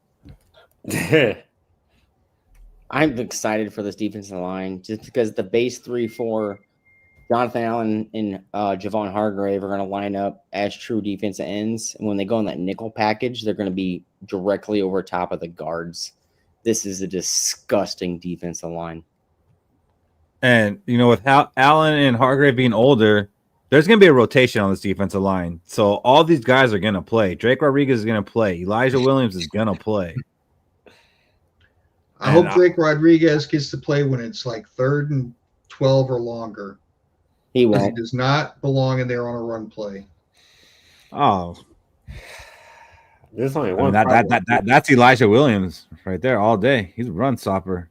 I think he ends up being like the nose tackle. There's only one problem I see with this defensive line. Uh-oh. How are we going to cut my guy Taki? Hasn't he shown enough last year to be able to make the 53 this year? It was close, but Elijah Williams came out of nowhere. I mean, Elijah Williams wasn't even a UDFA after the draft. He was a tryout. Forget that. Cut Levi. Exactly. You know what, man? I wouldn't be mad about it, but behind the scenes, he must be doing something because the team actually loves Levi. He got a picture of somebody with a goat. Because, I mean, I don't see it. How did Levi and a tryout make it over Taki? Taki must be not good. Uh-oh. It's probably because he only a run stuffer. I guess Levi provides a little bit more pass rush. Because they would prefer, a pass rush over Lenny. I think Elijah is the meat.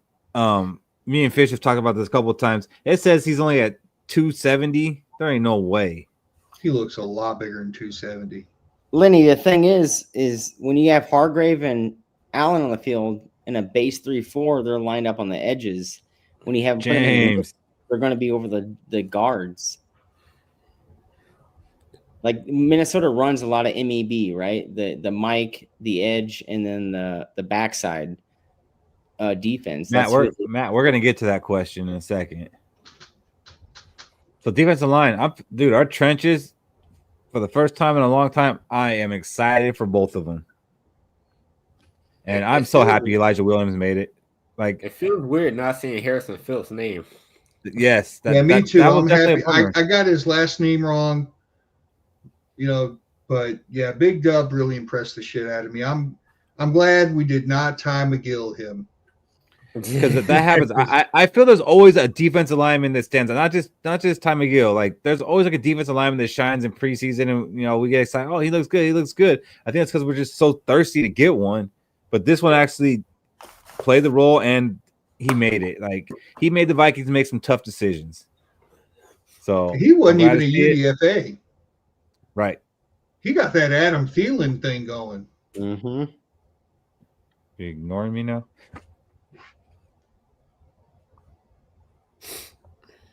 So the 3 J's, I like that.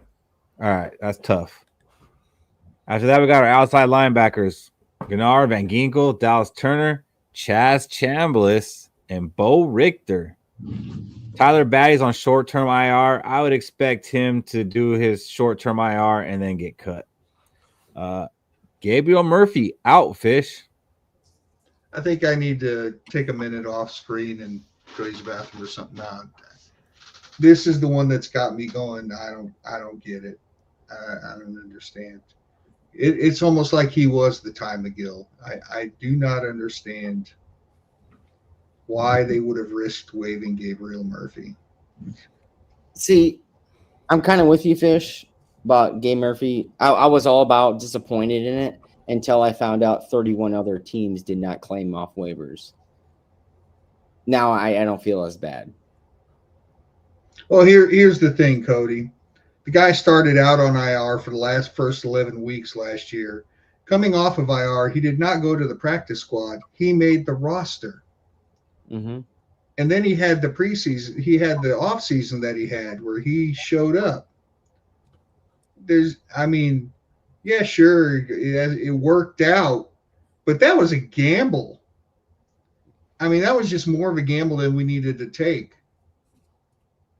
It was, but I get why they made it. Chaz Chambliss, Fish, we both said it. We were both impressed watching him play, and I feel like Gabriel Murphy shined in that first game, and then he might have had like one good pass rush in the second or third game. It wasn't like a consistent thing.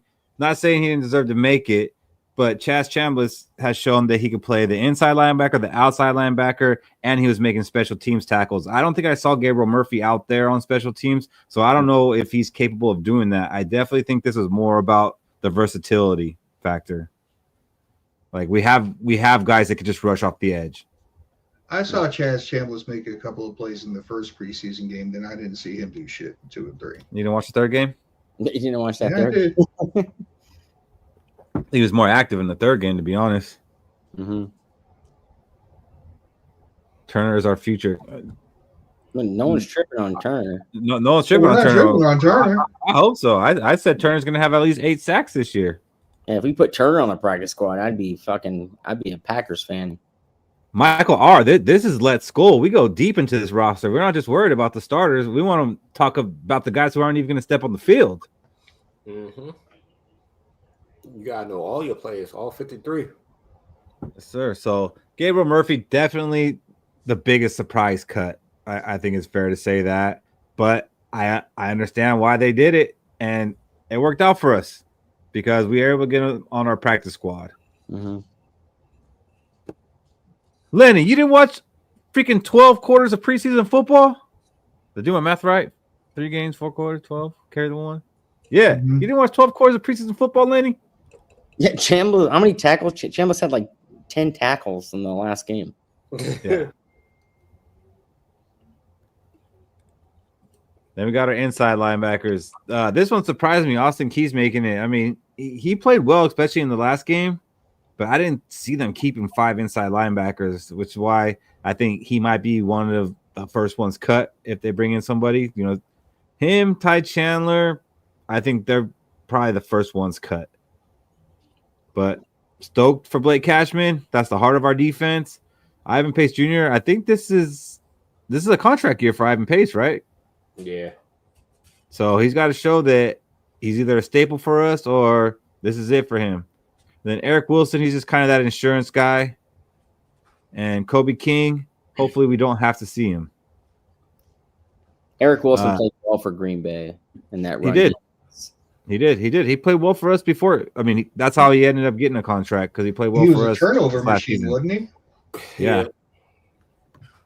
And then Dorian Mossy, I don't know if that's how you say it. He was one of the only players that got claimed that we waived. So someone actually added him to their 53. I forgot who it was, but somebody claimed him. Might have been the Titans, actually. Could have been the Houston Roughnecks. No, it was an NFL team. Speaking of which, hey, did the Asamoah make the Titans team? Does anybody know? Hey Siri, did Asamoah make the Titans team? I'm actually pretty interested in that. Fish is gonna get that information up.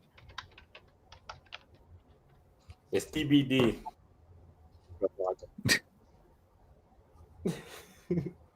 What do you got, Fish? Getting there.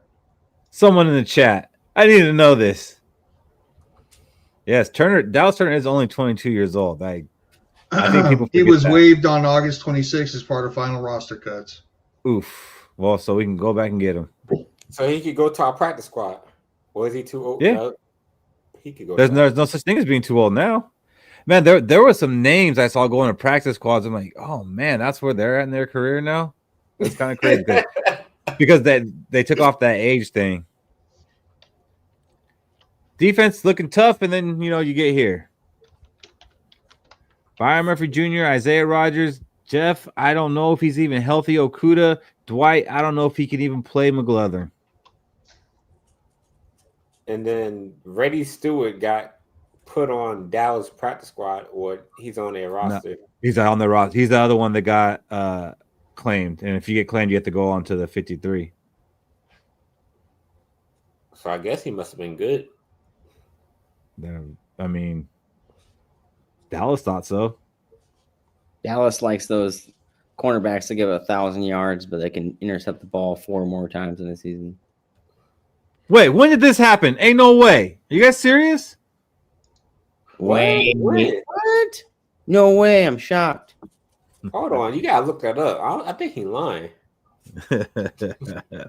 I knew we'd hear that in the chat all night. That's why I was like debating, like, do we even address it, or just let them talk? The cornerback room needs help for sure. We trimmed the fat. We look like a marathon runner right now. I hope we can add a free agent zone corner. It's probably going to be Gilmore, honestly. You know what? Cody, you would have said that 2-3 weeks ago. I'd be like, nah, man, get the fuck out of here. Now I'm like, seeing Gilmore's name on this list would make me feel a little bit more secure, to be honest. That's where I'm at now. Especially, like, they want to move Byron Murphy in the nickelback. They desperately do. And they're trying to put Okudah out on the outside, and it's like, it ain't going to work. I mean, I'd rather put Gilmore than Okudah on the outside. Yeah, it's a big deal to a lot of these guys. Mike Hilton's out there too. That's another cornerback that's available. And then I like Kendall Fuller, or I liked him. I don't know how he did last year, but the Dolphins didn't keep him. But those are 2 names that are out there. Rasul Douglas actually reached out to us and wanted to come play for us, and apparently we didn't return the call. And then he went and signed with the Dolphins for $3 million. And that blows my mind because Rasul Douglas is a zone cornerback, straight up zone corner. It's like they're just living and dying on this. No, we like the cornerbacks we have. I don't care if there's only 4 of them.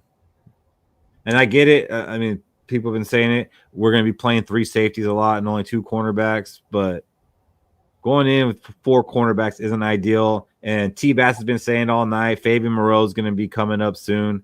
I don't know if that's the answer either. I take Stephon Gilmore or Shaq Griffin over Fabian Moreau. And I'm not even a Fabian Moreau hater, T-Bass. I actually liked him last year. But yeah, Fabian in zone. Shaq Griffin played well, man. They got to do something before week 1. Mm-hmm. Then safety. I'm actually missing one because we signed one today. Was it Kayvon Wallace? Yep. To the practice squad. To the practice squad, which scares the shit out of me because the news came out about Harrison Smith. At first, they were saying Harrison Smith was sick, but then it's like, man, it's been like 2-3 weeks, and now they're saying like he's dealing with a condition, and he's kind of week to week with it. That kind of scares me. They say he's hopeful for week 1, but what else are they going to say? I am worried about Harrison Smith. I am officially on worried. Well, they called it a personal health issue, which is right. Really an issue to him. It's someone in his family has an issue right now. If you're taking it that way, then okay. I'm not taking it that way. I mean, I was gonna say I hope it's that, and no, I don't hope someone in his family's like dying, but hopefully it's not one of his kids. Right. Hopefully, but I am worried.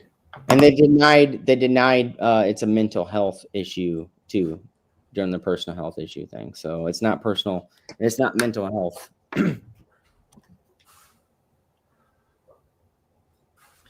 So hopefully he's all right. Hopefully he can play. I mean, this is his last ride. And him and Thielen together. Let's go. Let's ride. Josh Metellus, Theo Jackson, Jay Ward, and Tavier Thomas. Tavier Thomas should probably only be playing special teams. He was a special team ace last year. That's probably what it'll be for us. Don't imagine seeing him too much on the field. And if we do, we're probably in trouble.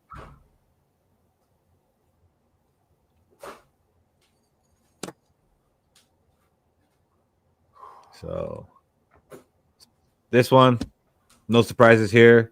Chapman, for a while, he had a chance at that punting job, but when he fumbled that punt, that was it. And they didn't even keep him on the practice squad. That's crazy. Like, He's part of that international pathways where you can keep one extra guy for the practice squad. They actually went out and got an offensive lineman that was cut from another team for the pathways. Damn. So here's our 53 man, and here's what it's looking like. How you guys feeling about this one? I know we've only been watching our backups play preseason. We haven't seen a lot of these guys get to play. But when you look at this roster, you feel good? I feel like we might have to draft a kicker. We need a kicker? We might. No, we don't need a kicker. You're kicking 60-plus yard field goals or 55-plus yard field goals. Your offense is ass.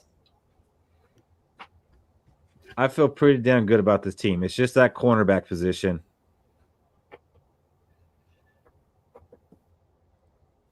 This is our practice squad. I feel good about our practice squad. Our practice squad could go up against anybody's practice squad.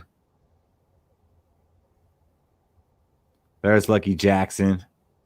Tim Jones, sorry. Adam Thielen pushed you over to the practice squad. Gabe Murphy.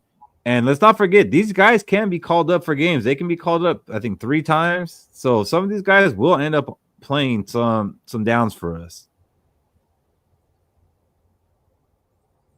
I like it. Fish has got a standing hot take from last year that Gabe Murphy's going to start a game. It could still happen, Fish.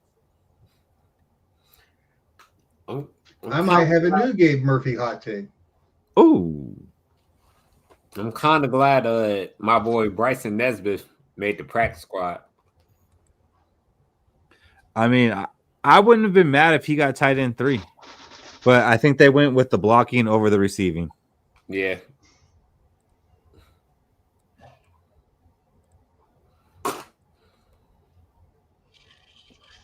And with that, wait, Fabian Moreau made the practice squad? we signed him. He got cut by the 49ers and we put him on our practice squad. And I don't know if you've been paying attention to the chat, Shaq. T-Bass has been saying all freaking night that Fabian Moreau is going to end up on the 53 before week 1. I seen Fabian Moreau in the chat, but I didn't know he was on the team. Yep. Well, shit. Why we worry about cornerbacks? He's right there.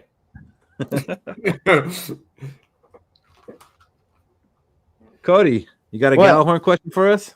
Yes, I do have a Gjallarhorn question for us. All Let's right. go. What are your expectations for our newly signed wide receiver, Adam Thielen? Talking about for the year? For the year. I could go first. I'll say I expect them to have at least 500 yards, 3 touchdowns, 60 catches.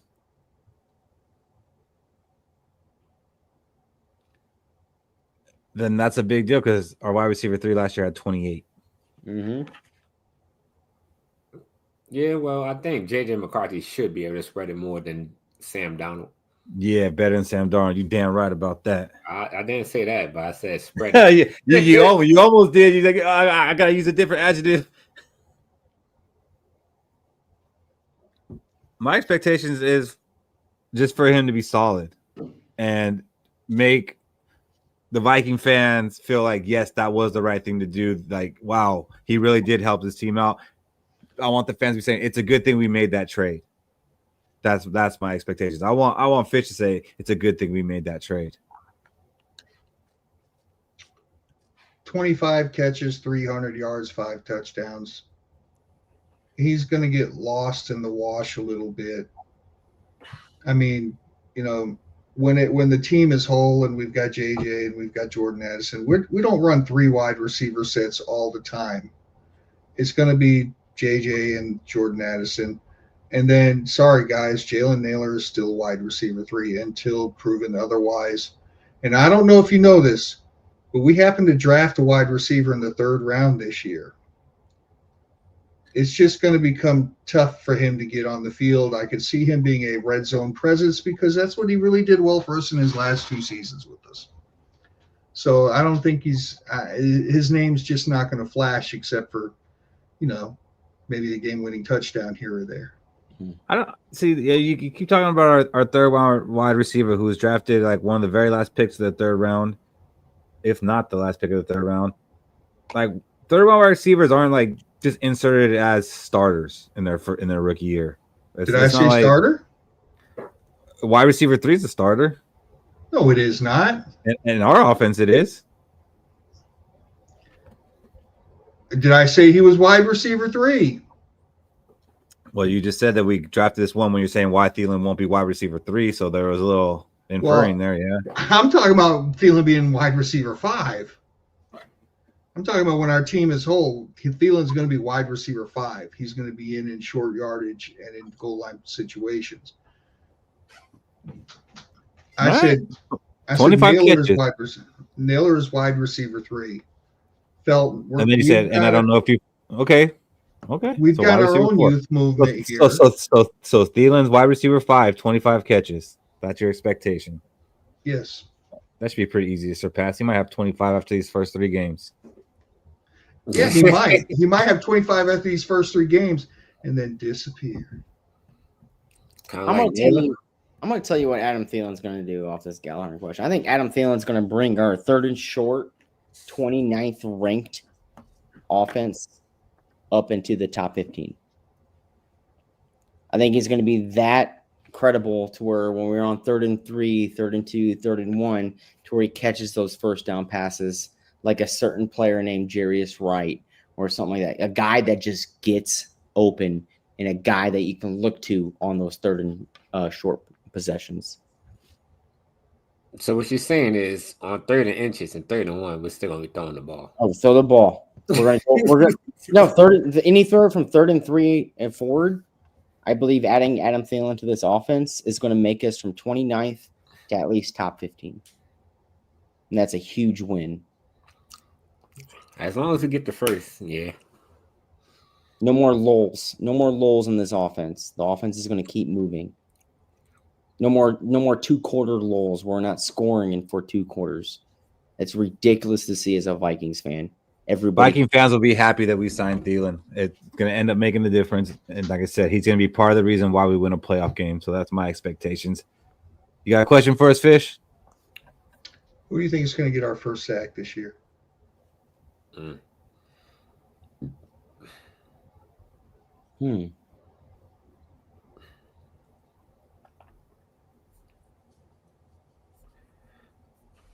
going to go with Jonathan Grenard. I'll take the sample answer because even though we like Dallas Turner and Andrew Van Ginkel, we have to face the fact that he is our best pass rusher currently on the Vikings. Yeah, Caleb don't want to see Grenard. I'm going to say it's going to be Javon Hargrave. We're gonna get one of those interior sacks that we've been desiring, and it's gonna happen early. I want to say Grenard too, but I'm gonna sway away. I want to say Grenard because I think he gets 15 plus sacks this year. Yeah, I think he forces 20. That's what I was about to say. I hope he gets to 20. Kind of want him to prove that he's elite. Oh, he will. He will. Michael Fish, that's your own question. I'm gonna say Allen. I think it's Allen. coming from the inside too. I'm gonna say Allen. All right. You got a question for us, Shaq? Yeah. So this might be a little controversial. Uh-oh. Who do you think is gonna have more sacks this year? The Vikings or the Packers? Oh, absolutely the Vikings. Absolutely Vikings. Yeah, they added the best defensive player there, but overall, unless something catastrophic happens with injuries, dude, we've got pressure coming from everywhere when we've got our starters in there. Welcome back, Viking fans. Welcome back. Go ahead, Cody. That's a solid question because Minnesota had what 49, Green Bay 47 last year with our pressure, and now they add Micah Parsons, and we added 2 interior press, right? I'm gonna still say Vikings by 2. I'm gonna go Vikings by 2 more sacks. He said it. Thank goodness. I'd have hated him if he didn't. We bring more pressure. Jarrett, you weren't here earlier when we were talking about the trade, and it was like a very sad pity party, and there were some Viking fans crowning the Packers. That's all I'm gonna say. We bring more blitz rate. We're the highest blitz rated team in the NFL. I think we get more sacks. But man, adding Micah Parsons and we're only 2 sacks off of what the Packers had last year. That's a tight question to ask, and I'm gonna say Vikings because of the blitz rate that we have. All right, so we all win Vikings. Yeah, Surprisingly. He thought after earlier conversation, he thought we were all going to say, "Oh man." Yeah, I thought it was me against the world on that one. What do you think, Shaq? I forgot to get that from you. I'm gonna go Vikings because, like I mentioned, You got to. overall we have more pass rushes. Yeah, they have the best pass rusher, one of the best pass rushers in the NFL. But we have more pass rushes than the Packers. So, on paper, we should have more sacks than them. I feel like we're going to probably be top 3 in the NFL for sacks this year. So, I'm going Vikings. All right. Mine's kind of a little bit just of a fun one. And that is take JJ McCarthy off of this team. If you could pick any Vikings quarterback from the past to be our quarterback this season with the team we have, who would it be that you think could lead us to a Super Bowl? That's tough for me. Michael Fish. Oh, first. wait a minute. Pause. 09 Brett Favre. Yeah. Why was I even thinking? Yeah, why anybody think? Why was that even a thought, man? 09 Brett Favre. End of discussion. What about you, Shaq? I want to say 2018 Kirk Cousins because, we were just one quarterback away from winning it all. And if he had the team we have now, we could probably just win a Super Bowl. You joke, but I wasn't. I was gonna say Kirk Cousins. I gotta go with I gotta go with either Dante or Teddy, or even give me Brett Favre. Just take them all, Shaq. Just take them all. One of those 3 quarterbacks, man. One of those 3. I wonder who Keith is going to say. I'm gonna take Case Keenum. What? 2017 Case Keenum, no doubt about it. Ultimate game managing quarterback, and that's all we need this year is a game managing quarterback. We don't need a quarterback that's going to take us over the top. And we have a lot of new players on this team. And what he did so well was gel that team together and made football fun for them. He was definitely a locker room geller. And on the field, even with grumpy ass Zimmer as a coach, you could tell that they were having fun out there with him.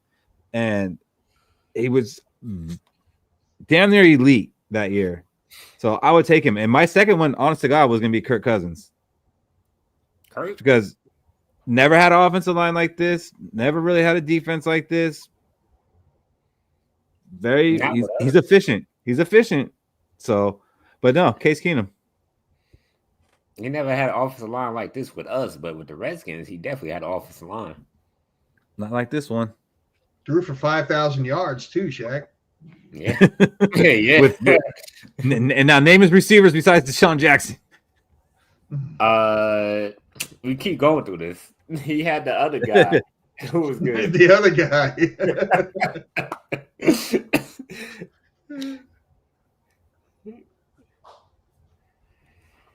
The best thing Brad Johnson did for us was get us Dante Culpepper. He won a Super Bowl. I mean, how many Super Bowls did he win us? The fuck? None. See, he won a Super Bowl with the Tampa Bay Buccaneers, didn't he? No. Yeah, with the number 1 defense. Yes, it was with Tampa Bay. With that defense. It's like Trent Dilfer won it with the number 1 defense in Baltimore. I think what was the Buccaneers defense when they had Brady? They had to be at least top 3. When it was bitching. They were top 10, yeah. Yeah, I don't think they were top 3 though. I mean, they weren't even a playoff team the year before. Because Shaq, last offseason I did that. I said, okay, how many, I did like the whole thing where I went last 30 years, how were the defenses ranked? And there were only like three defenses in the last 30 years that were not top 10 ranked for the Super Bowl winners. Yeah. T-Bass, I'm going to have to look that one up for you, man. I don't remember. I'm going to have to look that up. I'll get back to you. Point. I'll take it back, T-Bass. You have a point. Yes, Zimmer did hate Keenum, but damn it, he was good for us. I don't need to hear about anything he did anywhere else. Zimmer ain't our coach anymore. Yeah, we got a quarterback coach now. I think Kevin O'Connell would love Case Keenum. I think he would too. And I think we let him get away to the damn Bears. Yeah. All right, you see it scrolling on the bottom. So let's go ahead and get into our hot takes. Who's ready? I should be ready after I get one of my old ones. Oh, never mind. I got it. All right, Michael Fish, what do you got? All right, so I want to get ahead of next week because I'm assuming that next week we're going to talk about what we think J.J. McCarthy is going to do. So my hot take is week 1, J.J. McCarthy is going to throw for over 400 yards and 3 touchdowns. Oh, 400 yards and 3 and touchdowns. 2 of them to Thielen. That's my hot take. Calling it. All right. Cody, what do you got? Hey, Adam Thielen's going to score 2 touchdowns. That's my hot take. I'm calling it. How does my call it? Adam Thielen, 2 touchdowns. That's hot. That's fire. It's lava. Let's go. What do you got, Shaq? This is probably about to be hot as hell. Dallas Turner will have more sacks this season than Michael Parsons. Whoa.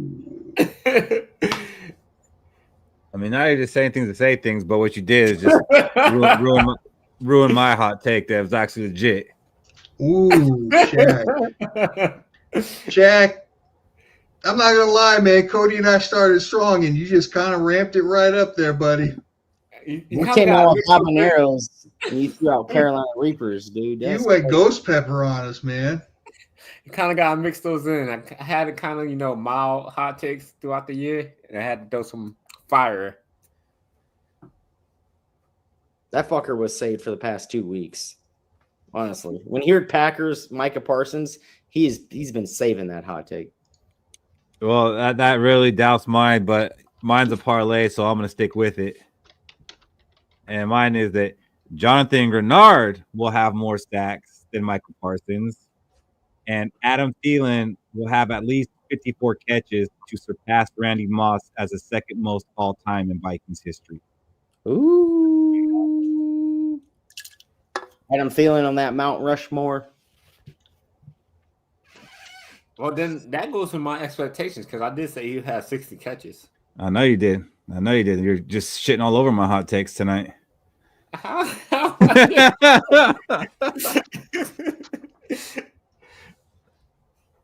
Shaq, what do you got? Shaq, what do you got for us? Final words. Final words. It's been a great all season.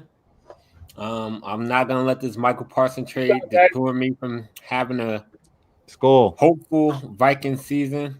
I'm glad we had a lot of people come out tonight, to tune into the Let's Go podcast.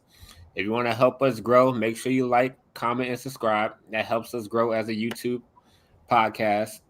Also, if you're feeling real, real generous, you could donate some money to Let's Go at Cash App, or you can click the little dollar sign on YouTube and send us, 2, 5, 10, or however much you want to send us, and we'll make sure it goes to either re-upping the StreamYard podcast link for us, or you can even help Let's Go website that Keith has been running, and we trying to make this more professional. Also, my baked macaroni's done. That shit was funny.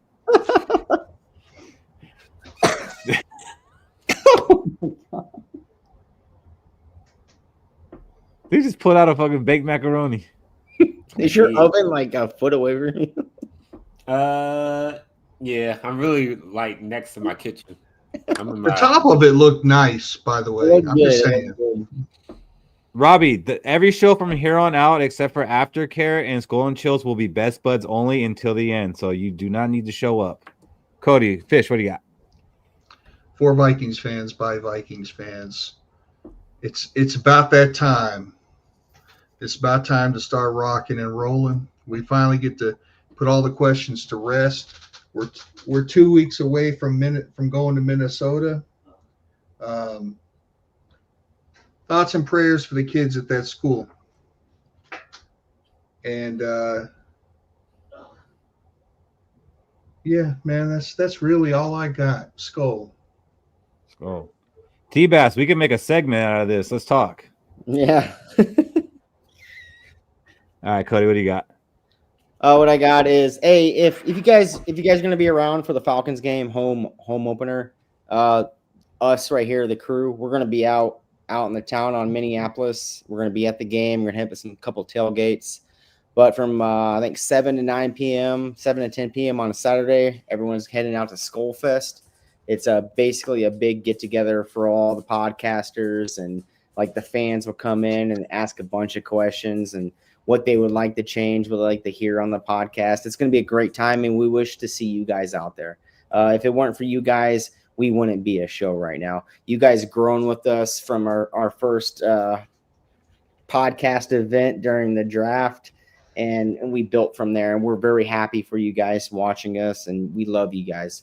So if you are out there on Minneapolis for the home opener against Atlanta Falcons, come out. Come see us. We'll share a beer together. We'll do some shots. I don't care what you all want to do. I can't be too drunk to where I'm stumbling to my hotel room. I still got to call the wifey before I get there. But just have fun with us, and we'll just have a blast. Let's beat them fucking Falcons. Let's watch Kirk Cousins enter the field after Penix those 2 picks, and then we can dog on Kirk Cousins all night. Other than that, hey, it is Thursday. Tomorrow, it's a 4-day weekend. Your Friday is right now. Be safe and always have a plan. All right, be good or be good at it. Don't find yourself passed out at an airport to where you're missing three days of your job and losing money out, right? And after that, always, let's go. Don't worry, Cody. I'll answer your phone and tell your wife you can't come to the phone right now. I'm sure it'll be fine. No, it won't be. I got to call. What's up, T-Bass? Hey, you have one more thing to say? I forgot one more thing. Before you guys have a player for a prop bet next week. So what I'm going to do for you is I'm going to take your 4 prop pick bet on any player in any game and do a $25 parlay, and you guys get the money. So, all right. So you guys wait a minute. That's going to put pressure on us, right? Because if one of us is the one that screws it up, you don't understand our group chat is like T-Bass. You're off the show. That's the fun thing. That's like putting a couple bees in a jar and shaking it up. So it'll be buzzing. So you guys study hard. All right. Talk to you guys later. T-Bass. Peace out, buddy. Yeah, you better get to studying, Fish. Whoever blows the parlay is off the show. We're gonna make it extra spicy. All right. Well, that's our show for tonight. Thank you, everybody who had joined us. Also, new names. I love it. Thank you guys for joining us. People who've been here forever, we appreciate you too. We'll be back next Thursday to preview the kickoff of our season. Let's Skol. Let's Skol.